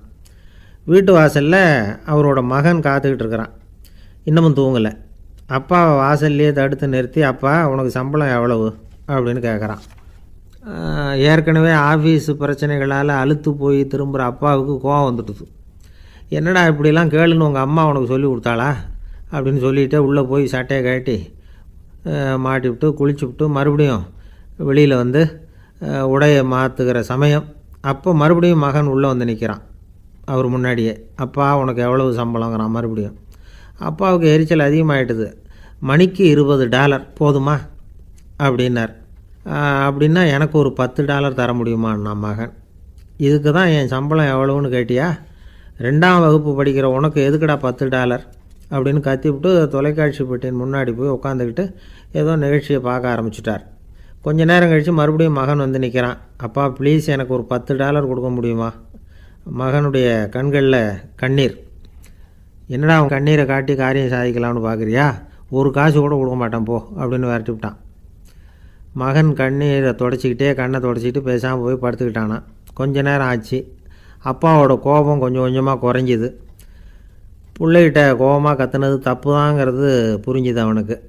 எழுந்திரிச்சு போனான், படுக்கை இறக்கி போனான். மகனை பார்த்தான். அவன் தலையணையை கட்டி பிடிச்சிக்கிட்டு அழுதுகிட்டு இருக்கிறான். அவனை மெல்ல நெருங்கி அவங்ககிட்ட எதமாக பேசுகிறதுக்கு ஆரம்பித்தானான். எதுக்குடா உனக்கு $10 பள்ளிக்கூடத்தில் கேட்டாங்களா அப்படின்னு கேட்டானான். மகன் சொல்லியிருக்கான், இல்லை டாடி, உனக்கு 1 மணி நேரம் சம்பளம் $20ன்னு சொன்னேன். நீ ஏற்கனவே எனக்கு கொடுத்த பாக்கெட் மணி $10 என்கிட்ட இருக்குது. இப்போ நீ இன்னொரு $10 கொடுத்தீங்கன்னா அதையும் சேர்த்து $20 ஆகிடும். அந்த $20 நான் உனக்கு கொடுத்துருவேன். அப்படி கொடுத்தா நீ என் கூட 1 மணி நேரம் செலவழிப்ப இல்லையா? அதுக்காக தான் $10 கேட்டேன் அப்படின்னு சொன்னானான். அந்த அப்பா கண்ணு கலங்கி போச்சான். ஆதரவோடு தன்னுடைய மகனை கட்டி பிடிச்சி அழ ஆரம்பிச்சிட்டாராம். இதுதான் நண்பர் சொன்ன கதை. அமெரிக்கா மட்டும் இல்லை, உலகம் பூராவும் இன்றைக்கி மனித உறவுகள் இப்படி தான் மாறிட்டுருக்கு. பெரியவர்கள் அறிவுரை என்ன தெரியுமா? உங்கள் குழந்தைகளிடமிருந்து குழந்தை பருவத்தை பிரித்து விடாதீர்கள் அப்படிங்கிறது தான். அதாவது இன்றைய குழந்தைகள் தங்கள் பிருந்தாவனத்தை இழந்து விடுகிறார்கள் அப்படிங்கிறது அவங்களுடைய கருத்து. இந்த நிலைக்கு நாம் காரணமாக இருந்துடக்கூடாது. குழந்தைகளோட விளையாடுவோம், குடும்பத்தோடு உறவாடுவோம் அப்படிங்கிறது தான் நம்முடைய நோக்கமாக இருக்கணும். இன்றைய உறவு முறைக்கு இன்னொரு உதாரணம் சொல்லுவாங்க. ஒருத்தர் வந்தாராம், அவர் பக்கத்தில் ஒரு சின்ன பையன். நாம் அவரை விசாரிக்கிறோம், யார் இந்த பையன் அப்படின்னா அவர் சொல்கிறார், இவன் எனக்கு தூரத்து உறவு அப்படின்னாராம். இந்த தூரத்து உறவுன்னா எப்படின்னு இருக்கான். இதுக்கு அவன் சொல்லியிருக்கிறான், இவன் எங்கள் அப்பாவுக்கு 8வது புள்ளை அப்படின்னானான். ஒருத்தன் எப்படி நடந்துக்கிறாங்கிறத வச்சு தான் அந்த ஆள் எப்படிங்கிறத நாம் முடிவு பண்ணுறோம். ஆளுமைன்னு சொல்கிறோம்ல, அதுக்கு சூழ்நிலைகளை ஆளுகின்ற தன்மை அப்படின்னு விளக்கம் கொடுக்குறார் ஒரு உளவியல் நிபுணர். சரி, ஒரு மனிதனுடைய ஆளுமையை உருவாக்குகிற விஷயங்கள் என்னென்ன? பிறப்பு, வளர்க்கப்பட்ட விதம், படிப்பு, நண்பர்கள், சமுதாயம், இப்படி நிறைய உண்டு. ஆளுமையின் அடிப்படையில் சில மனநோய்கள் உண்டாகுது. அதெல்லாம் என்னென்னங்கிறத தெரிஞ்சு வச்சுக்கிட்டோம்னா நம்ம கூட இருக்கிறவங்கள அடையாளம் கண்டுபிடிக்கிறதுக்கு அது ரொம்ப உபயோகமாக இருக்கும். ஃப்ரெனாய்டு ஆளுமை அப்படின்னு ஒன்று. இந்த கோளாறு உள்ளவங்க எப்படி இருப்பாங்க தெரியுமா? அதிக உணர்ச்சி, சந்தேகம், பொறாமை இதெல்லாம் அதிகமாக இருக்கும். வளைஞ்சு கொடுக்க மாட்டாங்க. அடுத்தவங்களோட இணக்கமான உறவு இருக்காது. அவங்க செய்கிற தப்புக்கெல்லாம் அடுத்தவங்களை குறை சொல்லிகிட்டு இருப்பாங்க. இது ஒரு ரகம். அடுத்தது ஸ்கிசாய்டு ஆளுமை அப்படின்னு சொல்கிறாங்க. இந்த கோளாறு உள்ளவங்க அடுத்தவங்களோட பழக கூச்சப்படுவாங்க. சின்ன வயசுலேயே இது ஆரம்பமாயிடுது. பகல் கனவுலேயே சஞ்சரிப்பாங்க. அவங்களுடைய விரோதம், கோபம் இதை கூட வெளியில் காட்டிக்க முடியாமல் இருப்பாங்க. இவங்களுக்கு அகமுகம், பிரச்சனைகள்லேருந்து ஒதுங்கி எதுலேயும் ஈடுபாடு இல்லாதவங்களாக இருப்பாங்க. இப்படி ஒரு ரகம். அடுத்தது சைக்ளோதமிக் ஆளுமை அப்படின்னு சொல்கிறாங்க. அது என்னென்னா, உணர்ச்சிகளில் ஏற்றத்தாழ்வு அதிகமாக இருக்குமா. சில சமயம் பார்த்தா மகிழ்ச்சியாக இருப்பாங்க, சில சமயம் சோகமாக உட்காந்துருப்பாங்க. அவங்க மனநிலைக்கு தகுந்த மாதிரி சமூக நிகழ்ச்சிகளில் பங்கெடுத்துக்குவாங்க. இன்னொரு வகை என்னென்னா எண்ணப்பீடிகை ஆளுமை அப்படின்னு பேர் வச்சுருக்கிறாங்க. அதுக்கு இவங்களுக்கெல்லாம் கரெக்டாக இருக்கணும். எல்லாம் சட்டத்திட்டம், எதுலேயும் ஒரு ஒழுங்குமுறை, இப்படி எதிர்பார்க்குற மனோபாவம். இவங்க எதிர்பார்ப்புக்கும் வரன்முறைக்கும் மற்றவங்க கட்டுப்படணும்னு நினைப்பாங்க. இந்த நிலைமை நீடித்தா என்ன ஆகும் தெரியுமா? அலைக்கழிக்கிற எண்ணங்கள் திரும்ப திரும்ப ஒரே செயலை செய்ய தூண்டுற மன தளர்ச்சிக்கு ஆளாயிடுறாங்க. அடுத்தது ஹிஸ்டீரியா ஆளுமை. சின்ன விஷயத்தையெல்லாம் பெருசுப்படுத்தி நாடகமாக்குற நடிகர்கள் இவங்க. உணர்ச்சி அதிகம் உள்ளவங்க. இவங்க மன எழுச்சியில் பக்குவமின்மை, குழந்தைத்தனம், முதிர்ச்சியின்மை எல்லாம் இருக்கும். தன்னலம் மிக்க குணம். பிறர் தன்னை மட்டுமே கவனிக்கணும்னு நினச்சி செயல்படுறது, இதெல்லாம் இவங்க அடையாளம். அடுத்த ரகம் எப்படின்னா வளர்ச்சியற்ற ஆளுமைன்னு சொல்கிறாங்க. அடுத்தவங்களோட இணங்கி போக முடியாதவங்க, அறிவு, மன எழுச்சி, சமூக உறவு இதில் எல்லாம் போதுமான வளர்ச்சியையும் நிறைவையும் பெற முடியாதவங்க. இவங்களால் வாழ்க்கையில் முன்னேற முடியாது. பிச்சைக்காரங்க, குற்றவாளிகள், இவங்ககிட்டெல்லாம் இது மாதிரியான ஆளுமை அதிகமாக இருக்குமா. அடுத்தது என்னென்னா சோர்வுடைய ஆளுமை. எதுலேயும் உற்சாகம் இல்லாமல் சோர்ந்து போயிருப்பாங்க. அதுக்கெல்லாம் நமக்கு வலிமை இல்லைப்பா அப்படின்னு சொல்லிகிட்டு இருப்பாங்க. சின்ன விஷயங்களுக்கெல்லாம் அதிர்ச்சி அடையிறது, வாழ்வின் சுவையை அனுபவிக்க முடியாதவங்க. இன்னொரு ரகம் இது கொதித்தெழும் ஆளுமைங்கிறாங்க. எதுக்கு எடுத்தாலும் ஆத்திரம், குரோதம், வன் செயல் இதிலெல்லாம் ஈடுபாடு, இப்படி உள்ளவங்க. நத்தை வகை ஆளுமை அப்படின்னு ஒன்று. அடுத்தவங்க மேலே விரோதம் இருக்கும், அடிக்கணுங்கிற எண்ணம் இருக்கும். ஆனால் அதை அப்படியே வெளியில் காட்டாமல் அதே சமயம் அமைதியான முறையில் வெறுப்பை வெளிக்காட்டுற ரகம். இவங்கெல்லாம் பேசாமல் கம்முன்னு இருந்துக்கிட்டே நினச்சதை நிறைவேற்றிக்கிறவாங்க. முன்ஜாக்கிரதை ஆளுமை அப்படின்னு ஒரு ரகமாக பாதுகாப்பின்மை, சந்தேகம், முழுமையின்மை, அறவேக்காட்டுத்தனம் இந்த மனப்போக்கு அதிகமாக இருக்கிறதுனால அகம்பாவம், புடிவாதம், எச்சரிக்கை எல்லாம் அளவுக்கு மீறி இருக்கும். இதுவரைக்கும் நாம் பேசிக்கிட்டு இருந்த ஆளுமை பண்புகள் அளவுக்கு அதிகமாக போயிட்டுதுன்னா ஆளுமை கோளாறுகள் ஏற்படும். அதன் அடிப்படையில் மனவியாதிகள் வருமா. அதனால் இணக்கமான எல்லாரும் விரும்புகிற இயல்பான ஆளுமையை பெறுவதற்கு நாம் முயற்சி செய்யணும் அப்படிங்கிறது மனோதத்துவ நிபுணர்களுடைய ஆலோசனை. ஒருத்தர் ஒரு மனோதத்துவ டாக்டரை தேடிட்டு வந்தாராம். டாக்டர், எனக்கு மனசில் ஏதோ வியாதி, ஆளுமை கோளாறு, அதாவது எனக்கு சீக்கிரமாக செத்து போனால் தேவையில்லைன்னு தோணுது அப்படின்னாராம். உடனே அந்த டாக்டர், சரி அப்படின்னா இங்கே இருங்க, நான் வைத்தியம் பார்க்குறேன் அப்படின்னாராம். என்னை விட யோக்கியம் இந்த உலகத்தில் வேறு யாரும் இல்லை சார் அப்படின்னார் ஒருத்தர். அவரை விட அயோக்கியன் வேறு யாரும் இருக்க முடியாதுங்கிற முடிவுக்கு கேட்டவங்க வந்துட்டாங்களாம். மனுஷனுக்கு இருக்கிற ஒரு மிகப்பெரிய குறையே தன்கிட்ட இருக்கிற குறை அவனுக்கு தெரியாமல் போகிறது தான். ஆனால் அடுத்தவங்ககிட்ட இருக்கிற குறை இவனுக்கு தெளிவாக தெரிஞ்சிடும். ஒரு ஒட்டகம் ஒரு கொக்கை பார்த்து ஒரு கேள்வி கேட்டுதான். என்ன கேள்வி தெரியுமா? உன் கழுத்து ஏன் இப்படி வளைஞ்சி போயிருக்குது அப்படின்னு கேட்டிருக்கு. இதுக்கு உடம்பே வளைச்சல். இது போய் கொக்கை கிண்டல் பண்ணுது. இன்றைக்கி மனித சுபாவமும் கிட்டத்தட்ட இப்படி தான் இருக்குது. இந்த உலகத்தில் குறையில்லாத மனிதர்கள் யாரும் கிடையாது, நாம் உள்பட அப்படிங்கிறத முதல்ல நாம் நல்லா புரிஞ்சுக்கணும். ஒரு ஊரில் ஒரு விற்பனை நிலையம் இருந்தது. செல்ல பிராணிகளை விற்பனை செய்கிற நிலையம் அது. நாய், கிளி, பூனை இப்படி நிறைய வச்சு விற்பனை பண்ணிகிட்ருக்குறாங்க. நாய்க்குட்டி விற்பனை செய்கிற பகுதியில் ஒரு சிறுவன் நின்றுக்கிட்டு இருந்தான். விற்பனை செய்கிற ஆளுகிட்ட விலை கேட்டுக்கிட்டு இருந்தான். அதோ இருக்குதே அந்த நாய்க்குட்டி என்ன விலை அப்படின்னு கேட்டானா. 1000 ரூபா அப்படின்னாரான். சரி அது வேணாம், இது என்ன விலைன்றிருக்கான். 500 ரூபா அப்படின்னாரான். இந்த சின்ன பையன் கையில் வச்சுருந்தது வெறும் 50 ரூபா தான். அதனால் இதை விட குறைச்சலாக கிடைக்குமான்னு பார்த்துருக்கான். அந்த கடையில் ஒரு மூலையில் சரியாக கவனிக்கப்படாமல் ஒரு நாய்க்குட்டி படுத்து கிடந்தது. பாவமாக கத்திக்கிட்டு இருந்தது. அதை பார்த்ததுமே இவனுக்கு அது ரொம்ப பிடிச்சி போச்சு. உடனே அந்த கடைக்காரரை பார்த்து, அதுவும் அந்த மூலையில் படுத்து கிடக்குதே அந்த நாய்க்குட்டி என்ன விலை அப்படின்னு கேட்டிருக்கான். தம்பி, அது ஒரு கால் ஊனம், அதனால் அது உன்னோட குதித்து விளையாடவோ ஓடுறதோ அதால் முடியாத காரியம் அப்படின்ட்டுருக்கார் அவர். அது தெரிஞ்சுதாங்க கேட்குறேன், அதோட விலை என்ன அதை மட்டும் சொல்லுங்களேன் அப்படின்ட்டுருக்கான். தம்பி, இது கால் ஊனம் உள்ள ஒரு நாய். இதை போய் காசு கொடுத்து வாங்கிறதுக்கு யாராவது பிரியப்படுவாங்களா? இதை நான் உனக்கு இலவசமாகவே தர்றேன், எடுத்துகிட்டு போ அப்படின்னாரான். இதை கேட்டதும் அந்த சிறுவனுக்கு கோவம் வந்துட்டு தான். நீங்கள் ஒன்றும் சும்மா கொடுக்க வேணாம், இந்தாங்க 50 ரூபா, இதை வச்சுக்கிட்டு நாய்க்குட்டியை கொடுங்க அப்படின்ட்டுருக்கான். அவருக்கு ஒன்றும் புரியல, ஆச்சரியமாக இருந்தது. சரின்னு பணத்தை வாங்கிட்டு நாய்க்குட்டியை தூக்கி கொடுத்தார். அந்த சிறுவன் அந்த நாய்க்குட்டியை 2 கையாலையும் வாங்கினா, மார்போடு பிரியமாக சேர்த்து அணைச்சிக்கிட்டான். தெருவில் இறங்கி நடக்கிறான். அப்படி நடக்கும்பொழுது தான் பார்க்குறார், கடைக்காரர் ஆச்சரியமாக அவனை பார்க்குறார். அப்போ தான் அவருக்கு ஒரு விஷயம் புரியுது. அந்த சிறுவன் தெருவில் நாய்க்குட்டியை மார்போடு அணைச்சிக்கிட்டு விந்தி விந்தி நடந்து போய்கிட்டு இருக்கிறான். ஆமாம், அவனுக்கும் ஒரு கால் ஊனம். இந்த நாய்க்குட்டியை யாருமே வாங்க மாட்டாங்கன்னு நினச்சிக்கிட்டு இருந்தார். குறையுள்ள அதுக்கும் ஒரு எஜமானன் கிடச்சிட்டான். அதனால் ஊனம் ஒரு குறை இல்லை அப்படிங்கிற உண்மையை அந்த கடைக்காரர் புரிஞ்சுக்கிட்டாரான். நம்மால் ஒருத்தர் கொஞ்சம் வயசானவர், எழுந்திரிச்சு சரியாக நடக்க முடியாது, சாய்வு நாற்காலியிலேயே எப்பவும் உட்காந்துருப்பார். அவர் தனக்கு துணையாக ஒரு நாயை பக்கத்தில் வச்சுருந்தார். அதுவும் ரொம்ப வயசான ஒரு நாய், எழுந்திரிக்கவே சிரமப்படும், நடக்கவும் முடியாது. அவர் பக்கத்துலேயே இதுவும் சோர்ந்து போய் படுத்து கிடக்கும். அந்த பெரியவரை பார்க்க வந்த ஒருத்தர் கேட்டார், ஏங்க, ஒரு சின்ன பையனை உங்களுக்கு துணையாக வச்சுக்கப்படாதா?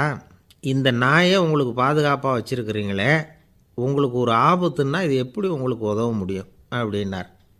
அப்போ அவர் சொன்னாராம், எனக்கு ஒரு ஆபத்துன்னா அந்த சமயத்தில் இந்த நாய் என்னை தனியாக விட்டுட்டு ஓடி போயிடாமல் இருக்கணும்ல, அதுக்காக தான் இதை நான் வச்சுருக்கிறேன் அப்படின்னாராம். பக்தின்னு சொல்கிறோம் இல்லையா, அது 3 வகைப்படும் அப்படிங்கிறார் ஒரு பெரியவர். அது என்ன 3 வகைன்னா, தெய்வ பக்தி, அடியார்கள் பக்தி, குரு பக்தி.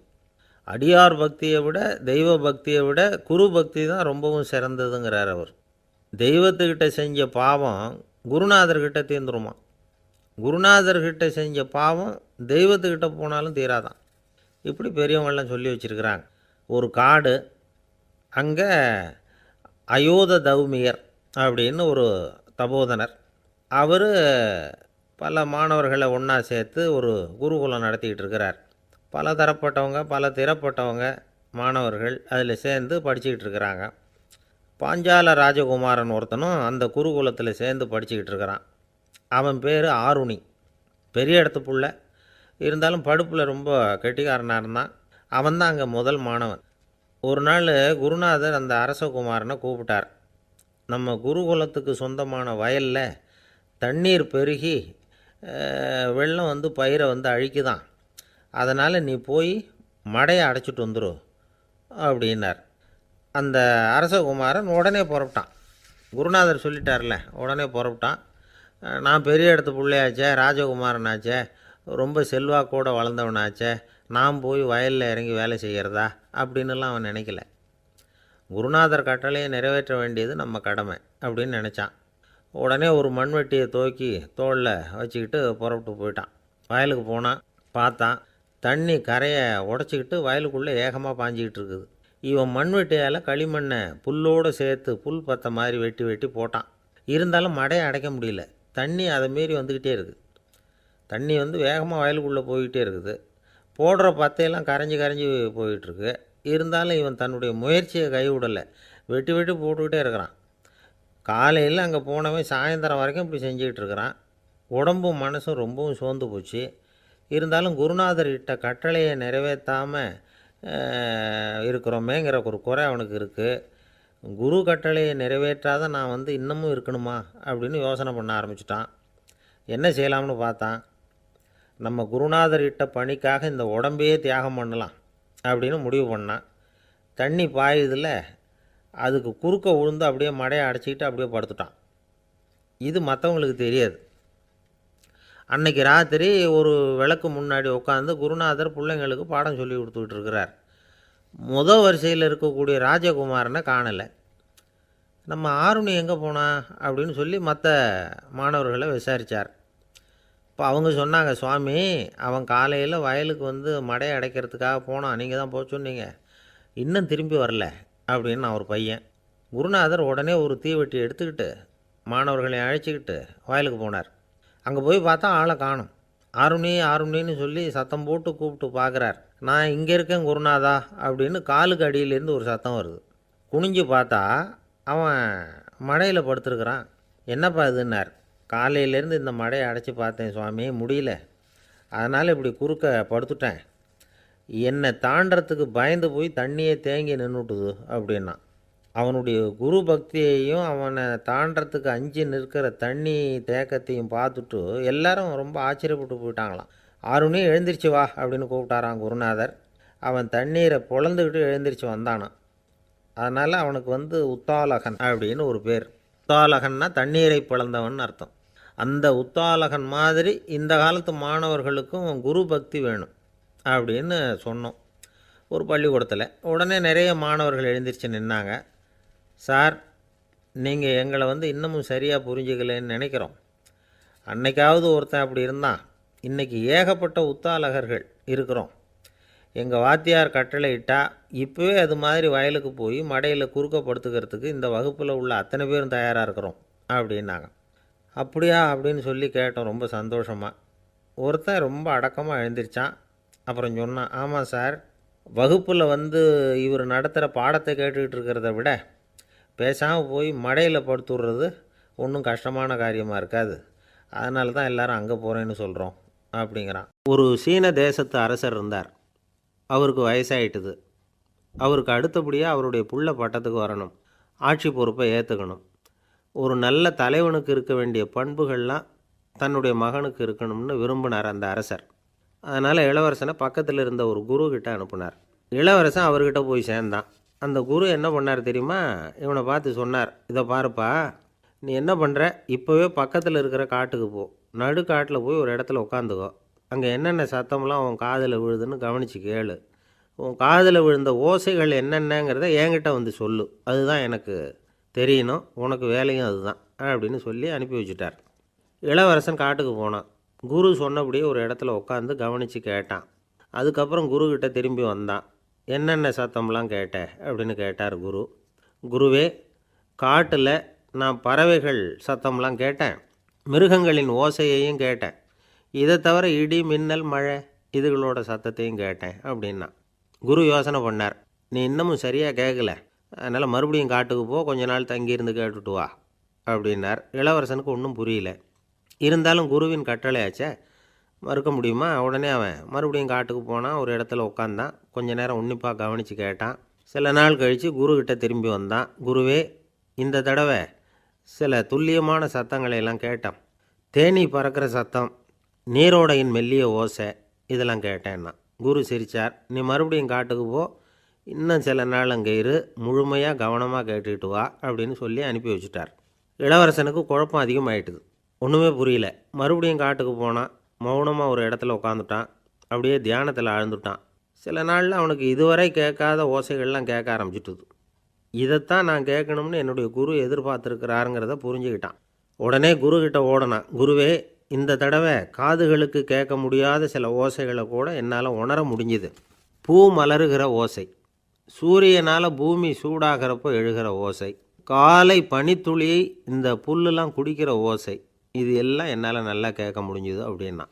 குருவுக்கு இப்போ தான் திருப்தி ஏற்பட்டு தான். இளவரசனை பார்த்து சொன்னார், இதை பாருப்பா, இப்போ தான் நாட்டை ஆளுகிற தகுதி உனக்கு வந்திருக்குது அப்படின்னு சொல்லி அதுக்கு விளக்கமும் கொடுத்தாராம். எந்த அரசன் தன்னுடைய மக்களின் இதயம் பேசுகிற மௌன மொழியை, மௌன வார்த்தைகளை கேட்குறானோ அவன்தான் ஆள தகுதி உள்ளவன். எந்த அரசன் தன்னுடைய மக்களின் உணர்ச்சிகளை உண்மையாக உணர்றானோ அவன்தான் முதன்மையான அரசன். போலி வார்த்தைகளை மட்டும் கேட்டுட்டு பல மௌன ராகங்களை காதில் வாங்கிக்காதவன் அரசனே இல்லை. எந்த நாட்டில் எப்போ ஒரு அரசன் தன்னுடைய மக்களின் உணர்ச்சிகளை கேட்க மறுக்கிறானோ அன்னையிலேருந்தே அந்த நாடு அழிய தொடங்குது அப்படின்னு அர்த்தம். இதுதான் அந்த குரு இளவரசனுக்கு போதித்தது. வாயால் பேசுகிறத மட்டும் கேட்டு ஏமாறக்கூடாது, உணர்ச்சிகளையும் கேட்குறதுல தான் மனப்பக்குவம் உண்டாகும். மக்கள் உணர்ச்சிகளை புரிந்து கொள்ளாத அரசர்கள் நீடிச்சிருக்க முடியாது. அது மாதிரி நாடுகளில் அடிக்கடி குழப்பம் வந்தால் உண்டாகும். அப்படி இருந்தால் அடிக்கடி ஆட்சி மாறிக்கிட்டு இருக்கும். அப்படிப்பட்ட ஒரு தேசம், அங்கே ஒரு சிறைச்சாலையில் 3 கைதிகள் பேசிக்கிட்டு இருந்தாங்க. ஒருத்தன் சொன்னான், நான் இந்த நாட்டு ராஜாவை எதிர்த்து பேசிக்கிட்டு இருந்தேன், அதனால் என்னை பிடிச்சி கொண்டாந்து இங்கே போட்டுவிட்டாங்க அப்படின்னா ஒருத்தன். இன்னொருத்தன் சொன்னான், நான் இந்த நாட்டு ராஜாவை ஆதரித்து பேசிக்கிட்டு இருந்தேன், அதனால் என்னை பிடிச்சி கொண்டாந்து இங்கே தள்ளிவிட்டாங்க அப்படின்னா. அது சரி, நீ என்ன தப்பு பண்ண அப்படின்னு சொல்லி 3வது ஆளை பார்த்து இவங்க கேட்டாங்க. அதுக்கு அந்த ஆள் சொல்கிறான், நான் தான் இந்த நாட்டு ராஜா அப்படின்னானா. எது ரொம்பவும் கஷ்டமான காரியம் அப்படின்னு கேட்டார் ஒருத்தர். ஒருத்தருக்கு ஒருத்தர் சண்டை போடாமல் இருக்கிறது தான் ரொம்ப கஷ்டமான காரியம் அப்படின்னு தோணுது. ஒரு நாட்டுக்கும் இன்னொரு நாட்டுக்கும் சண்டை, நாட்டுக்குள்ளேயே ஒரு குரூப்புக்கும் இன்னொரு குரூப்புக்கும் சண்டை. ஏன் சண்டை போட்டுக்கிறீங்கன்னு கேட்டு பாருங்கள். நாங்கள் சமாதானத்துக்காக தான் சண்டை போட்டுக்கிறோம் அப்படிம்பாங்க. வாழறதுக்காக பிறந்த மனுஷன் லட்சியத்துக்காக உயிரை விட தயார் அப்படின்னு சொல்லிகிட்டு இருப்பான். அப்படி உயிரை விடுறவங்கள நாமளும் பாராட்டுவோம். ஆனால் ஒன்றுமில்லாத விஷயங்களுக்கெல்லாம் சண்டை போடுறவங்களெல்லாம், அப்படிப்பட்டவங்களையும் சரி உயிரை விடுறவங்களையும் சரி என்னென்னு சொல்கிறது, யுத்தங்களாலேயும் சண்டைகளாலேயும் நாம் அடையிறது என்னங்கிறது ஒரு பக்கம் இருக்கட்டும், இழக்கிறது என்ன தெரியுமா? ஏராளமான உயிர்கள். ரத்தம் சிந்துறதுக்கு நான் தயார் அப்படின்னு மார்தட்டி சொல்லலாம். ஆனால் ரத்தம் சிந்தினா உயிர் காத்துக்கிட்டு இருக்க தயார் இல்லை. அதாவது உயிர் நமக்காக காத்துக்கிட்டு இருக்க தயார் இல்லை. இழக்கிற ரத்தத்தை ஈடுகட்டினா தான் உயிரை காப்பாற்ற முடியும். அதனால் இது சம்மந்தமாக ஆராய்ச்சி செய்கிற கட்டாயம் ஏற்பட்டு போச்சு. அதோட விளைவாக புதுசாக ஒன்றை கண்டுபிடிச்சிருக்கிறாங்க. அதுதான் செயற்கை இரத்தப்பொடி. இப்போ இந்த திடீர் சாம்பார் பொடி, திடீர் ரசப்பொடி, திடீர் காப்பி பொடி இப்படிலாம் சொல்கிறோம்ல, அது மாதிரி இது திடீர் இரத்தப்பொடி. இஸ்ரேல் ஒரு சின்ன நாடு, மக்கள் தொகை குறைச்சல், அதோட போர்கள் வேறு. அதனால் காயம்பட்டவங்களை காப்பாற்றியே தீர வேண்டிய கட்டாயம். காப்பாற்றணும்னா ரத்த இழப்பை தடுக்கணும். அப்படின்னா உடனடியாக புது ரத்தம் செலுத்தி ஆகணும். திடீர்னு ரத்தம் வேணும்னா எங்கே போகிறது? அதுவும் கிடைக்கிற ரத்தம் சேர்கிற குரூப்பாக இருக்கணும். ஒரு வேடிக்கை பார்த்தீங்களா, நான் வேறு குரூப்பு நீ வேறு குரூப்புன்னு இவன் சண்டை போடுறான். இதில் அடிபட்டவனுக்கு ரத்தம் கொடுக்க போனால் அதுலேயும் அது வேறு வேறு குரூப்பாக இருக்குது. அது ரத்தமும் வேறு வேறு குரூப்புன்னு சொல்லிகிட்டு இருக்குது. எந்த குரூப்பு ரத்தம் வேணும்? அது உடனடியாக கிடைக்கலன்னா என்ன பண்ணுறது? இப்படிப்பட்ட கஷ்டம்லாம் நமக்கு வந்துடுது. இதுக்காக தான் விஞ்ஞானிகள் இந்த ரத்த பொடியை கண்டுபிடிச்சிருக்கிறாங்க. அதாவது ஒரு ஆள் அடிபட்டு போட்டான்னு வச்சுங்களேன், அவனுக்கு ரத்தம் கிடைக்கல, உடனே என்ன பண்ணலாம்? இந்த சுத்தப்படுத்தப்பட்ட தண்ணீரை கொஞ்சம் எடுத்துக்க வேண்டியது, அதில் இந்த ரத்த பொடியை கரைக்க வேண்டியது. இப்போ இந்த செயற்கை ரத்தம் தயாராகிட்டுது. இதை அந்த ஆள் உடம்புல ஏற்றி விட்டுற வேண்டியது. இயற்கையாக நம்ம உடம்பில் இருக்கிற ரத்தம் என்னென்ன வேலை செய்யுதோ, அதே வேலையை இதுவும் செய்யும். அதாவது ஆக்சிஜனை உடம்புல எல்லா இடத்துக்கும் எடுத்துகிட்டு போகுது. அந்த வேலையை இந்த செயற்கை ரத்தமும் செஞ்சுருது. ஆனால் ஒரு விஷயம், இந்த செயற்கை ரத்தம் ஒரு அவசரத்துக்கு தான் உபயோகப்படுத்தலாம், ஒரு முதல் உதவி மாதிரி. அதை அப்படியே நிரந்தரமாக விட்டுற முடியாது. பின்னாடி தேவையான குரூப்பு உண்மையான ரத்தம் கிடைச்ச உடனே அதை செலுத்திக்கணும். உண்மையான ரத்தத்தை 20லேருந்து 40 நாள் வரைக்கும் தான் பாதுகாக்க முடியும். அதுவும் குளிர்பதன பெட்டியில். அதுக்குள்ளே உபயோகப்படுத்தலைன்னா அது வீணாக போயிடும். இந்த ரத்த பொடி அப்படி இல்லை, எவ்வளோ நாள் வேணும்னாலும் அப்படியே வச்சுருக்கலாம். குளிர்பதன பெட்டியும் தேவையில்லை. ஆனால் ஒன்று, இது தண்ணியில் கலந்து செயற்கை ரத்தமாக ஆக்கிவிட்டா அதோட வலு 72 மணி நேரம் தான், அதாவது 3 நாள். அதுக்குள்ளே அந்த ஆசாமியை எங்கேயாவது ஆஸ்பத்திரிக்கு தூக்கிட்டு போய் உண்மையான ரத்தத்தை கொடுத்துடணும். சண்டையில் அடிபடுறவங்க, சாலை விபத்தில் அடிபடுறவங்க, இவங்களுக்கெல்லாம் அவசரத்துக்கு கை கொடுத்து உதவுறது இந்த செயற்கை ரத்த பொடி. அதுக்கப்புறம் நாம் கொடுக்குற ரத்தம் தான் அவங்கள காப்பாற்றணும். இன்றைக்கி ரத்தத்தை தானமாக கொடுக்க தயாராக இருக்கிற நல்ல உள்ளங்கள் ஏராளம். எவ்வளவு ஆக்சிடெண்ட்டு, ஆப்ரேஷன், இதில் சம்மந்தப்பட்டவங்களை காப்பாற்றுறது நாம் தானமாக கொடுக்குற ரத்தம் தானே. ஒரு ஆக்சிடெண்ட்டு, ஒரு ஸ்கூட்டர் ஒரு ஆள் மேலே மோதி விட்டுது. பார்த்து வரக்கூடாதா அப்படின்னா அந்த ஆள், நீ தான் பார்த்து நடக்கணும், ஏன்னா 20 வருஷமாக நான் அந்த ஸ்கூட்டரை ஓட்டிகிட்டு இருக்கிறேன் அப்படின்னானா இவன். இதுக்கு அவன் சொன்னானா, நீ தான் பார்த்து ஓட்டணும், ஏன்னா 40 வருஷமாக நான் இப்படி நடந்துக்கிட்டு இருக்கிறேன் அப்படின்னானா. ஒரு ஊரில் ஒரு ராஜா இருந்தார். அவர் அடிக்கடி காட்டுக்கு வேட்டையாட போவார். சில நண்பர்களையும் கூட அழைச்சிக்கிட்டு போவார். காட்டுக்கு போனதும் ஆளுக்கு ஒரு பக்கமாக போய் வேட்டையாடுவாங்க. சாயந்தரமாக திரும்பி வருவாங்க. மறுநாள் அரண்மனையில் உட்காந்து ஒவ்வொருத்தரும் அவங்க அனுபவங்களை எல்லாம் சொல்லிக்குவாங்க. அவங்க வீரத்துக்கு தகுந்த மாதிரி பரிசை அந்த ராஜா கொடுப்பார். இது மாதிரி ஒரு தடவை எல்லோரும் வேட்டைக்கு போயிட்டு திரும்பி வந்ததும் உட்காந்து பேச ஆரம்பிச்சிருக்கிறாங்க. ஒருத்தன் சொன்னான், தன்னுடைய வீர தீர செயலை பற்றி அளக்க ஆரம்பிச்சிட்டான். ஏன்னா அதுக்கு பரிசு கிடைக்க போகுதில்ல, அதனால். அவன் என்ன சொன்னான் தெரியுமா? அரசே, நேற்றுக்கு காட்டில் என்னாச்சு தெரியுமா? எனக்கு நேராக ஒரு சிங்கம் வாயை திறந்துக்கிட்டு வந்துட்டுது. நான் பயப்படவே இல்லை. உடனே ஒரு கல்லை எடுத்து குறி பார்த்து வீசினேன். சிங்கத்து வாய்க்குள்ளே போய் அந்த கல் மாட்டிக்கிட்டுது. அவ்வளவுதான். அந்த சிங்கம் என்னை பார்த்துட்டு பயந்துட்டு ஒரே ஓட்டமாக திரும்பி ஓடி போயிட்டுது அப்படின்னா. ஆஹா பலே அப்படின்னு எல்லாரும் கை தட்டினாங்க. 2வது ஆள் ஒருத்தன் எழுந்திரிச்சான். அவன் சொல்ல ஆரம்பித்தான், அரசே, நான் போன வழியில் 2 பெரிய மலைப்பாம்பு கிடந்தது. என்னை முழுங்கிறதுக்கு வந்தது. நான் என்ன பண்ணேன் தெரியுமா? அந்த 2 பாம்போட வாலையும் ஒன்றா சேர்த்து முடிச்சு போட்டுட்டேன். அவ்வளவுதான். அது அங்கே இழுக்க, இது இங்கே இழுக்க, முடிச்சு நல்லா இறுகி போட்டுது அப்படின்றான். ஆஹா அற்புதம்னு சொல்லி எல்லாரும் கை தட்டினாங்களாம். அடுத்தபடியாக 3வது ஆள் ஒருத்தன் வந்தான். அவன் சொல்ல ஆரம்பித்தான், மன்னா, நான் போன பாதையில் குறுக்க ஒரு ஆறு, அதில் இறங்கி குளித்தேன். யாரோ காலை பிடிச்சி இழுக்கிறது மாதிரி இருந்தது. திரும்பி பார்த்தா ஒரு பெரிய முதலை. நான் உடனே அப்படியே ஒரு துள்ளல் துள்ளி அது முதுகில் போய் உக்காந்துக்கிட்டேன். அதை அப்படியே கரைக்கு நீந்த வச்சேன். கரைக்கு சேர்ந்ததும் அப்படியே ஒரே துள்ளி குதித்து கரைக்கு வந்துட்டேன் அப்படின்றான். அவன் தன்னுடைய வீரத்தை அப்படி சொல்லியிருக்கான். அடடா, எப்பேற்பட்ட வீரம் அப்படின்னு எல்லாரும் கை தட்டினாங்களாம். 4வது ஆள் எழுந்திரிச்சான். மன்னா, நான் போன இடத்துல ஒரு கரடி என்னை துரத்த ஆரம்பிச்சுட்டுது. நான் ஒரு மலை உச்சிக்கு வந்துட்டேன். அதுக்கப்புறம் ஒரு அடி எடுத்து வச்சாலும் அதில் பாதாளத்தில் விழ வேண்டியது தான். அந்த நேரம் பார்த்து ஒரு பெரிய ராட்சச கழுகு அந்த பக்கமாக பறந்து வந்தது. நான் உடனே அப்படியே உயர எழும்பி அந்த கழுகோட காலை பிடிச்சிக்கிட்டேன். அப்படியே தொங்கிக்கிட்டே வந்தேன். ஒரு நல்ல இடம் வந்ததும் தொப்புன்னு கீழே குதித்து நடந்து வந்துட்டேன்னா. இதுக்கும் எல்லோரும் கை தட்டுறாங்க. கடைசியாக ஒரு ஆள் எழுந்திரிச்சான். அரசே, நான் போன வழியில் ஒரு பெரிய யானை குறுக்க வந்தது. பயங்கரமாக சத்தம் போட்டுக்கிட்டே வந்தது. நான் பயந்து ஓடலை. உடனே என்ன பண்ணேன் தெரியுமா? அந்த யானையோட வாலை பிடிச்சி தூக்கினேன். தலைக்கு மேலே தூக்கி கரன்னு சுற்றினேன். வேகமாக சுற்றி வீசி எறிஞ்சேன். அவ்வளவுதான். அதே ஸ்பீடில் அந்த யானை மேலே போக ஆரம்பிச்சுட்டுது. இன்னும் கூட அது போய்கிட்டே தான் இருக்குது, கீழே விழவே இல்லைன்னா. இதை கேட்டதும் ராஜாவுக்கு கோபம் வந்துட்டுது. என்னை என்ன முட்டாள்னு நினச்சிக்கிட்டு பேசுகிறியா? யானையை நீ வாலை பிடிச்சி தூக்குன, அதை நான் நம்பணுமா அப்படின்னார். உடனே இவன் பணிவாக பதில் சொன்னான். அரசே, ஒரு சிங்கத்து வாயில் கல் மாட்டிக்கிட்டதை நம்புறீங்க, மலைப்பாம்பு வாலை பிடிச்சி முடிச்சு போட்டதை நம்புறீங்க, முதல்ல முதுகில் சவாரி பண்ணதையும் நம்புறீங்க, கழுகு காலை பிடிச்சிக்கிட்டு பறக்கிறதையும் நம்புறீங்க. அப்படி நம்புறப்போ நான் சொன்னதை மட்டும் நம்பக்கூடாதா அப்படின்னு கேட்டானான். பொய் சொன்னவங்கெல்லாம் தலையை தொங்க போட்டுக்கிட்டாங்களாம். ராஜா அவங்கள பார்த்து சொன்னாராம், நீங்கள் எல்லாரும் என்னை முட்டாளாக்கியிருக்குறீங்க. கடைசியாக பேசின இவன் தான் எனக்கு உண்மை எது பொய் எதுங்கிறத புரிய வச்சிருக்கிறான். இவன் தான் உண்மையான தைரியசாலி அப்படின்னு சொல்லி அவனுக்கே பரிசெல்லாம் கொடுத்து பாராட்டினாராம். இப்படி ஒரு கதை. உண்மையை நிலைநாட்டுகிறவன் தான் உண்மையான வீரன் அப்படிங்கிறத இதிலிருந்து நாம் புரிஞ்சுக்கணும். இந்த காலத்துல எல்லாம் பொய் சொன்னால் தான் பிழைக்க முடியுங்கிறது ஒரு சில பேரோட நம்பிக்கை. ஒரு அப்பாவுக்கு தன் மகனுக்கு பொய் சொல்ல தெரியலையேங்கிற கவலை.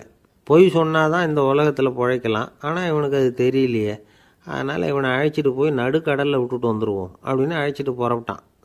கடற்கரைக்கு போனான். மகனுக்கு சந்தேகம், எங்கேப்பா என்னை அழைச்சிட்டு போகிறேன்னு கேட்டிருக்கான். கடலில் மீன் பிடிக்க கற்றுக் கொடுக்க போகிறேன் உனக்கு அப்படின்னானா. நான் ஏற்கனவே மீன் பிடிச்சிட்டேனேன்னானா இவன் மகன். எங்கே அதுன்னு கேட்டிருக்கான் அப்பங்காரன். சுட்டு சாப்பிட்டுட்டேன்ருக்கான் புள்ள. அப்பங்காரன் பார்த்தான், சரி நம்ம புள்ள பொழைச்சிக்கோ அப்படின்னு சொல்லி திருப்பி அழைச்சிட்டு வந்துட்டானா. துருக்மேனியாவில் அஷ்காபாத் அப்படின்னு ஒரு நகரத்தில் ஒரு புவியியல் விஞ்ஞானி இருந்தார். அவர் ஒரு நாய்க்குட்டி வளர்த்தார். ஒரு நாள் முன்னிரவு நேரம் ஒரு மேஜைக்கு முன்னாடி உட்காந்து அந்த விஞ்ஞானி ஏதோ கணக்கு போட்டுக்கிட்டு இருக்கிறார். அவருக்கு ஒரு சின்ன பெண் குழந்தை, அது தொட்டிலில் தூங்கிட்டு இருக்குது. அந்த நாய்க்குட்டியும் ஒரு மூலையில் படுத்து அது பாட்டுக்கு தூங்கிட்டு இருந்தது. ஒரே அமைதி. அந்த நேரத்தில் திடீர்னு அந்த நாய்க்குட்டி துள்ளி எழுந்திரிச்சிது. நேராக குழந்தைகிட்ட ஓடிச்சு. அந்த குழந்தைய அது போட்டிருந்த ட்ரெஸ்ஸோடு சேர்த்து கவ்வி தூக்குச்சு. தூக்கிக்கிட்டு வாசல் பக்கம் ஓடிச்சு.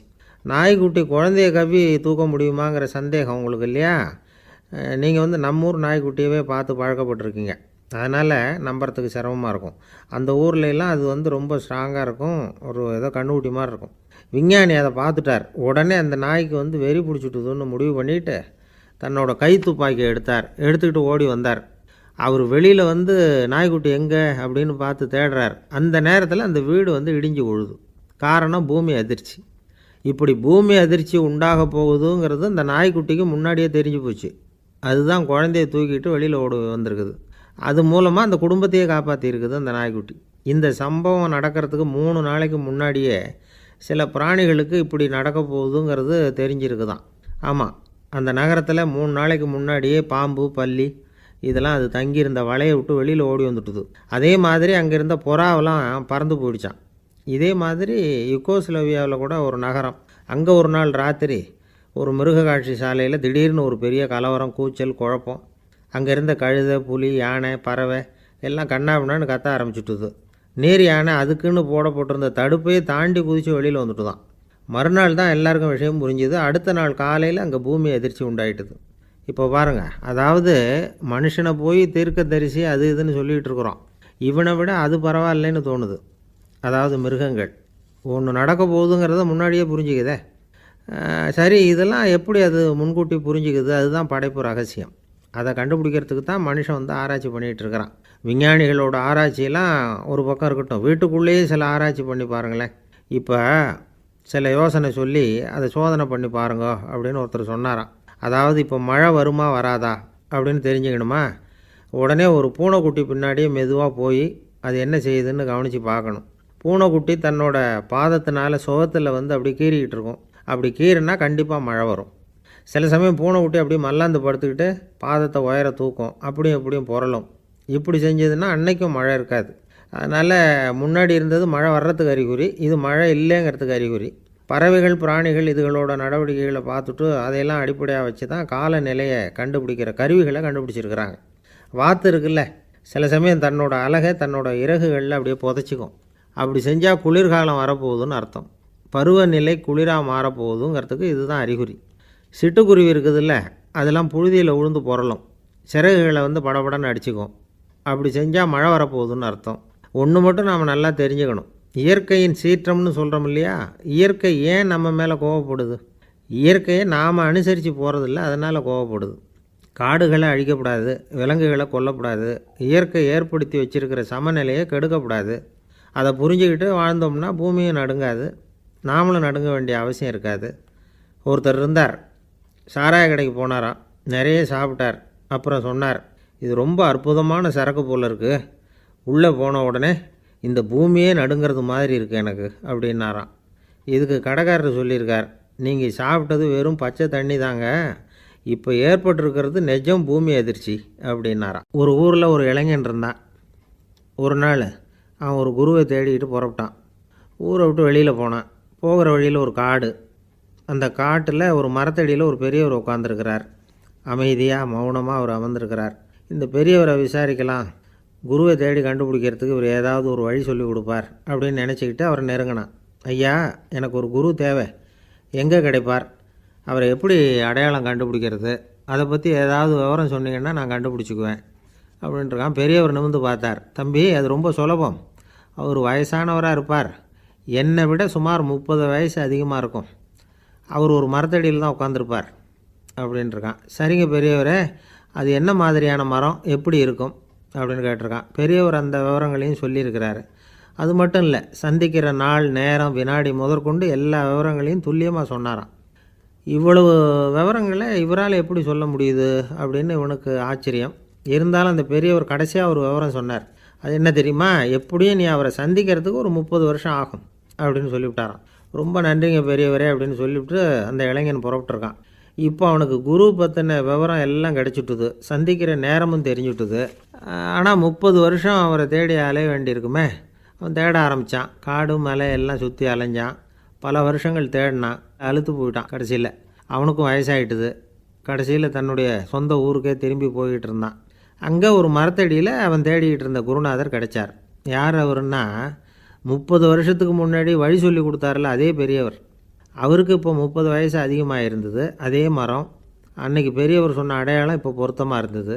இப்போ அந்த பெரியவர் சொன்னார், சரியாக வந்து சேர்ந்துட்டேன், வா, உனக்காக தான் நான் இவ்வளவு காலமும் காத்துக்கிட்டு இருந்தேன் அப்படின்னாராம். என்ன சொல்கிறீங்கன்றிருக்கான். 30 வருஷத்துக்கு முன்னாடி என்கிட்ட வந்தியே, அப்போவே என் காலம் வந்து முடிஞ்சு போயிருந்தது. அப்போவே என்ன உனக்கு அடையாளம் தெரியல, அதனால் இவ்வளவு காலம் உனக்காக காத்துட்ருக்கும்படி ஆகிட்டுது அப்படின்னாராம். ஐயா, அப்போவே நீங்கள் சொல்லியிருக்கலாமே, இதுதான் 30 வருஷம் கழித்து நீ சந்திக்க போகிற இடம், நான் தான் உன்னுடைய குரு அப்படின்னு சொல்லியிருக்கலாமே அப்படின்ட்டுருக்கான். அந்த பெரியவர் சிரிச்சுக்கிட்டே இதுக்கு பதில் சொன்னாராம். நான் எவ்வளவோ விவரமாக தான் சொன்னேன், நீ சரியாக புரிஞ்சிக்கல. காரணம், அப்போது நீ போதுமான அளவுக்கு பக்குவம் பெற்றிருக்கவில்லை, அதனால் புரியும் சக்தி இல்லாமல் போயிட்டுது. அப்போது 30 ஆண்டு காலம் நீ அலைஞ்சி தெரிஞ்சிருக்கிற, அது காரணமாக இப்போ உனக்கு அந்த பக்குவம் வந்துட்டுது. அதனால தான் அடையாளம் காண முடிஞ்சுது, நானே உன்னுடைய குரு அப்படின்னாராம். இதிலேருந்து என்ன தெரியுதுன்னா, ஆன்மீகத்தில் மாணவனாக சேர்றதுக்கு கூட ஒரு பக்குவத்தன்மை தேவைப்படுது. ஒரு பெரிய ஞானி, அவர்கிட்ட ஒரு சீடனாக இருக்க ஒருத்தன் வந்தான், எதிரில் நின்னான். ஞானி அவனை வெகு நேரம் உற்று பார்த்தார். அப்புறம் சொன்னார், சீடனாக இருக்கிறது ரொம்ப சிரமம்னார். நான் தயாராக இருக்கிறேன்னா. அது இன்னமும் சிரமமாச்சே, இங்கே வந்து குருவாக இருக்கிறது மட்டுமே சுலபம் அப்படின்னாராம். அப்படின்னா நான் குருவாகவே ஆகிடுறேன் அப்படின்னானா. இது போலவே இந்த காலத்தில் கதை ஒன்று உண்டு. ஒரு பள்ளிக்கூடத்தில் வகுப்பு ஆசிரியர் மாணவனை திட்டிக்கிட்டு இருந்தார். டேய், நீ 100க்கு 10 மார்க்கு தான் வாங்கிக்கிட்டு இருக்க, இவ்வளவு மோசமாக நீ படித்தா கடைசியில் மாடு மேய்க்கிறது கூட லாய்க்கு இல்லாதவனா ஆகிடுவேன், அதுக்கப்புறம் என்ன செய்ய போகிறேன் அப்படின்னாராம். பையன் தலையை சொரிஞ்சிக்கிட்டே சொன்னானா, சார் அப்படின்னா ஒன்று செய்கிறேன் அப்படின்னானா. இவர் கேட்டிருக்கார், என்ன செய்ய போகிறேன்னு. வேறு என்ன சார், உங்களை மாதிரி ஒரு ஆசிரியர் ஆகிடுறேன் அப்படின்னானா. ஒருத்தர் ரொம்ப கவலையோடு உட்காந்துருந்தார். எதை பற்றி சார் கவலைப்படுறீங்கன்னு கேட்டோம்.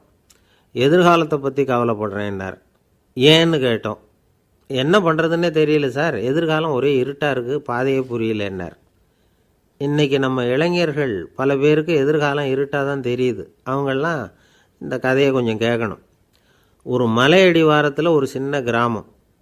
அந்த மலை ரொம்ப உயரமானது, அடர்த்தியாக செடி கொடிகள் மரங்கள் அதில் மண்டி கிடக்குது. பகல் வேளையில் இருட்டாக தான் இருக்கும், அவ்வளோ அடர்த்தி. அந்த மலை உச்சியில் ஒரு கோவில். நாள் ராத்திரியே புறப்பட்டால் தான் காலையில் அந்த கோவிலுக்கு போய் சேர முடியும். கிராமத்து இளைஞன் ஒருத்தன் அந்த மலை உச்சிக்கு போக வேண்டியிருந்தது. கையில் ஒரு விளக்கை எடுத்துக்கிட்டு நாள் ராத்திரியே புறப்பட்டான். புறப்பட்டு போனவன் கிராமத்து எல்லையிலேயே நின்றுட்டான். ஏன் தெரியுமா? அவன் கையில் இருந்த விளக்கோட வெளிச்சம் 10 அடி தூரத்துக்கு தான் தெரியுது. அது வரைக்கும் தான் பாதை தெளிவாக இருக்குது. அதுக்கு அப்பாலெல்லாம் ஒரே இருட்டாக இருக்குது, பாதை புரியல. இவன் யோசனை பண்ணி பார்த்தான். மனசுக்குள்ளே ஒரு சந்தேகம். 10 அடி தூரம் தானே வெளிச்சம் தெரியுது, அப்படின்னா நாம் 10 அடி தூரம் தானே போக முடியும். அதுக்கும் அந்தாண்ட ஒரே இருட்டாக இருக்குதே, அதில் எப்படி நாம் நடந்து போகிறது? நாம் ரொம்ப தூரம் நடந்து போய் ஆகணுமே. அப்படிப்பட்ட நினப்பெல்லாம் அவனுக்கு வந்துட்டுது. இதுதான் அவன் மனசில் ஏற்பட்ட தயக்கம். இப்படி யோசிச்சுக்கிட்டே அந்த இளம் ஆசாமி புறப்பட்ட இடத்துலையே நின்றுக்கிட்டு இருக்கிறான். அந்த சமயத்தில் ஒரு வயசான பெரியவர் அந்த பக்கமாக வந்தார். அவர் கையில் இதை விட சின்னதாக ஒரு விளக்கு வச்சுருந்தார். அது எப்படின்னா அது ஒரு 5 அடி தூரத்துக்கு தான் வெளிச்சம் காட்டுது. அவ்வளவு சின்ன விளக்கு. அவரும் மலை உச்சிக்கு போகிறதுக்காக தான் வந்துக்கிட்டு இருக்கிறார். அவரை பார்த்து இவன் கேட்டான், என்ன பெரியவரே, இவ்வளவு சின்ன விளக்கை வச்சுக்கிட்டு அவ்வளவு தூரத்துக்கு எப்படி மலையேற போகிறீங்க அப்படின்னு கேட்டான். நீ ஏன் இப்படி தயங்கிட்டே நிற்கிறேன்னு கேட்டார் பெரியவர். என்கிட்ட இருக்கிற விளக்கு 10 அடி தூரத்துக்கு தான் பாதையை காட்டுதுன்னா. இப்போ பெரியவர் சொன்னார், தம்பி, உன் கையில் இருக்கிற விளக்கு கொடுக்குற வெளிச்சத்தை வச்சு நீ முதல்ல 10 அடி தூரம் முன்னாடி போ. 10வது அடியில் போய் நின்றுக்கிட்டு பாரு. மறுபடியும் ஒரு 10 அடி தூரத்துக்கு பாதை தெரியும். இப்படி உன் கையில் இருக்கிற விளக்கு தொடர்ந்து வெளிச்சம் காட்டிக்கிட்டே இருக்கும். நீ முன்னேற முன்னேற அந்த வெளிச்சமும் முன்னேறும். அதனால் எத்தனை கிலோமீட்டர் தூரம் வேணும்னாலும் நீ இந்த 10 அடி தூரம் வெளிச்சத்தை வச்சுக்கிட்டே நீ போயிடலாம், புறப்படு அப்படின்னார். இப்போ தான் அந்த பெரியவர் சொன்னது இளைஞனுக்கு பளிச்சுன்னு புரிஞ்சுதான். உடனே உற்சாகமாக புறப்பட்டான், உச்சிக்கு போய் சேர்ந்தான். இந்த கதையிலேருந்து நாம் புரிஞ்சிக்க வேண்டியது என்ன தெரியுமா? நீண்ட கால திட்டம் ஒன்று போடும் பொழுது நமக்கு முன்னாடி இருக்கிறத மறந்துட்டு மனசை போட்டு குழப்பிக்கக்கூடாது. உங்கள் கையில் என்ன இருக்கோ அதுலேயே உங்கள் எதிர்காலம் மறைஞ்சிருக்குது. கண் முன்னாடி தெரியறத வச்சு ஆரம்பிங்க, போக போக வழி தானாக புலப்படும் அப்படிங்கிறார் ஒரு பெரியவர். பெரிய பயணங்களையெல்லாம் இப்படி தான் நடத்த வேண்டியிருக்கும். ஒவ்வொரு அடியாக எடுத்து வச்சா ஓடி போய் சேர்ந்து விடலாம். மலைச்சி போய் நின்றுட்டா நின்றுக்கிட்டே இருக்க வேண்டியது தான். நம்ம ஆள்லாம் ரொம்ப மோசமான இருக்கிறாங்க. ஒருத்தன் அப்படி தான் நீண்ட தூர பிரயாணம் ஒன்று புறப்பட்டான். ரயில் போய்கிட்டே இருந்தது. கொஞ்சம் தூரம் போச்சு, பாதி வழியில் கையில் வச்சுருந்த டிக்கெட்டை காற்றுல விட்டுட்டான். ஐயோ, என் டிக்கெட்டு போயிட்டுதே அப்படின்னு கத்த ஆரம்பிச்சிட்டான். பக்கத்தில் இருந்த பெரியவர் அவனை பார்த்து பரிதாபப்பட்டு, கவலைப்படாத தம்பி, போனால் போகுது, வேறு டிக்கெட் வாங்கிக்கலாம் அப்படின்னு ஆறுதல் சொன்னார். அதுக்கு அவன் சொல்கிறான், சார், நான் அதுக்காக அழலை, அந்த டிக்கெட்டு கிடைச்சா தானே நான் எந்த ஊருக்கு போகணுங்கிறது எனக்கு தெரியும் அப்படிங்கிறான். அன்பாக இருக்கணும்னு அநேக பெரியவங்க சொல்லியிருக்கிறாங்க. நாமளும் அதை கேட்டுவிட்டு அன்பு காட்டுறதுக்கு தயாராக தான் இருக்கிறோம். அதை வாங்கிறதுக்கு தான் ஆளை காணும். இருந்தாலும் அன்பில் எத்தனையோ வகை உண்டு. அதை சரியாக புரிஞ்சுக்கிட்டு அதுக்கப்புறம் அன்பு காட்ட ஆரம்பிக்கணும். வகையை புரிஞ்சிக்காமல் அன்பு காட்டினா வம்புல மாட்டிக்க வேண்டியது தான். அன்புன்னா சாதாரணமாக நினச்சி விடாதீங்க. அதில் எவ்வளவு விதம் தெரியுமா? இரக்கம், கருணை, காருண்யம், பந்துத்துவம், பட்சம், பாசம், நேசம், விசுவாசம், அபிமானம், காதல், பக்தி, இப்படி பல விதமாக அதை பற்றி சொல்லி வச்சுருக்கிறாங்க பெரியவங்க. இந்த வார்த்தைகள்லாம் நாம் கேள்விப்பட்டது தான். இருந்தாலும் அதுகளுக்குள்ளே என்ன வித்தியாசம்னு கேட்டால் சரியாக சொல்ல தெரியாது. அதனால் இந்த வார்த்தைகளுக்கெல்லாம் பெரியவங்க என்ன விளக்கம் சொல்கிறாங்கன்னு இப்போ பார்க்கலாம். எளியவர்கள் மேலே செலுத்துகிற அன்பு இருக்கு பாருங்கள், அதுக்கு இரக்கம்னு பேர். அறிவு பலம், சரீர பலம், இது ரெண்டும் இல்லாதவங்க மேலே, அதாவது வலிமையற்றவர்கள் மேலே செலுத்துகிற அன்பு இருக்கு பாருங்கள், அதுதான் கருணை. எறும்புலேருந்து யானை வரைக்கும் சகல ஜீவராசிகள் மேலேயும் காட்டுற அன்புக்கு காருண்யம்னு பேர், ஜீவகாருண்யம். சிவி சக்கரவர்த்தி காட்டின அன்பு இந்த ரகம். உறவினர்கள், சொந்தக்காரங்க, அவங்க வசதியாக இருந்தாலும் வறுமையில் இருந்தாலும் வித்தியாசம் இல்லாமல் காட்டுற அன்பு இருக்கு பாருங்க, அதுக்கு பேர் பந்துத்துவம். ஒரு எஜமானன் வேலையாள்கிட்ட காட்டுற அன்பு இருக்கு பாருங்க, அதுக்கு பேர் தான் பட்சம். அவனும் தன்னை மாதிரி மனுஷன்தாங்கிற நினப்பு வேணும். ஒரு தாய் தன்னுடைய குழந்தை மேலே, ஒரு குழந்தை தன்னுடைய தாய் மேலே செலுத்துகிற அன்புக்கு பாசம்னு பேர். ஈருடல் ஓர் உயிர்னு நினைக்கிறது இது. ராமரும் கௌசலையும் இதுக்கு உதாரணம். தம்மை ஒத்த நண்பர்கள்கிட்ட செலுத்துகிற அன்புக்கு நேசம்னு பேர். வயசு, செல்வம், அந்தஸ்து, இந்த வித்தியாசமெல்லாம் பார்க்காம அவங்க சுக துக்கத்தில் சமபங்கு எடுத்துக்கிறது இது. கிருஷ்ணன் குசேலர்கிட்ட காட்டினது இந்த ரகம். வேலை செய்கிறவன் முதலாளிகிட்ட காட்டுற அன்புக்கு விசுவாசம்னு பேர். தேசத்து மேலேயும் தாய்மொழி பேர்லையும் செலுத்துகிற அன்புக்கு அபிமானம்னு பேர். தேசாபிமானம்னு சொல்கிறோமே, இதுதான். ஒரு கணவன் மனைவி பேரில் காட்டுற அன்புக்கு காதல்னு பேர். கடவுள் பேரில் செலுத்துகிற அன்புக்கு பக்தின்னு பேர். இப்படி அன்புல பல ரகம் இருக்கிறப்போ அதில் உள்ள வித்தியாசம் தெரியாமல் இடம் மாற்றி அன்பு காட்டினா இடைஞ்சல் தான். சரி, இந்த அன்பை பற்றி விஞ்ஞானம் என்ன சொல்லுது தெரியுமா? இதயத்தை பாதுகாக்கிறதுக்கு முக்கியமாக தேவைப்படுற ஒன்று இந்த அன்பு தான்னு சொல்லுது. நெதர்லாந்து விஞ்ஞானிகள் இதை ஆராய்ச்சி பண்ணியே கண்டுபிடிச்சிருக்கிறாங்க. கொஞ்சம் முயல் குட்டிகளை 2 பிரிவாக பிரித்தாங்க. 2 குரூப்புக்கும் கொழுப்பு அதிகமாக உள்ள ஆகாரத்தையே கொடுத்துக்கிட்டு வந்தாங்க. ஆனால் ஒரு குரூப்புக்கு வெறுமன ஆகாரத்தை கொடுத்ததோடு சரி, இன்னொரு குரூப்பு முயல்களுக்கு ஆகாரம் கொடுத்ததோடு நிறுத்திக்கல. அதுக்கு முன்னாடி கூண்டுகளை திறந்து விட்டு முயல்களை கொஞ்ச நேரம் எடுத்து கொஞ்சி விட்டு அதுக்கப்புறமா ஆகாரம் கொடுத்தாராம் ஆராய்ச்சியாளர். இந்த குரூப்புக்கு இதய பாதிப்பு 60% குறைச்சலாக இருந்துதான். சில நோயாளிகளுக்கு ஹார்ட் அட்டாக் வந்தாலும் அதை தாங்கிக்கிட்டு குணமாகிற சக்தி அதிகமாக இருக்குது. இது எப்படின்னு ஆராய்ச்சி பண்ணி பார்த்துருக்குறாங்க. அவங்கெல்லாம் மனைவி தன் பேரில் ரொம்ப அன்பாக இருக்கிறதாக நினைக்கிறவங்களா இருக்கிறாங்களாம். இதய நோயாளிகள் பல பேரை சந்தித்து இதய நோய் ஏற்பட என்ன காரணம்னு கேட்டிருக்கிறாங்க.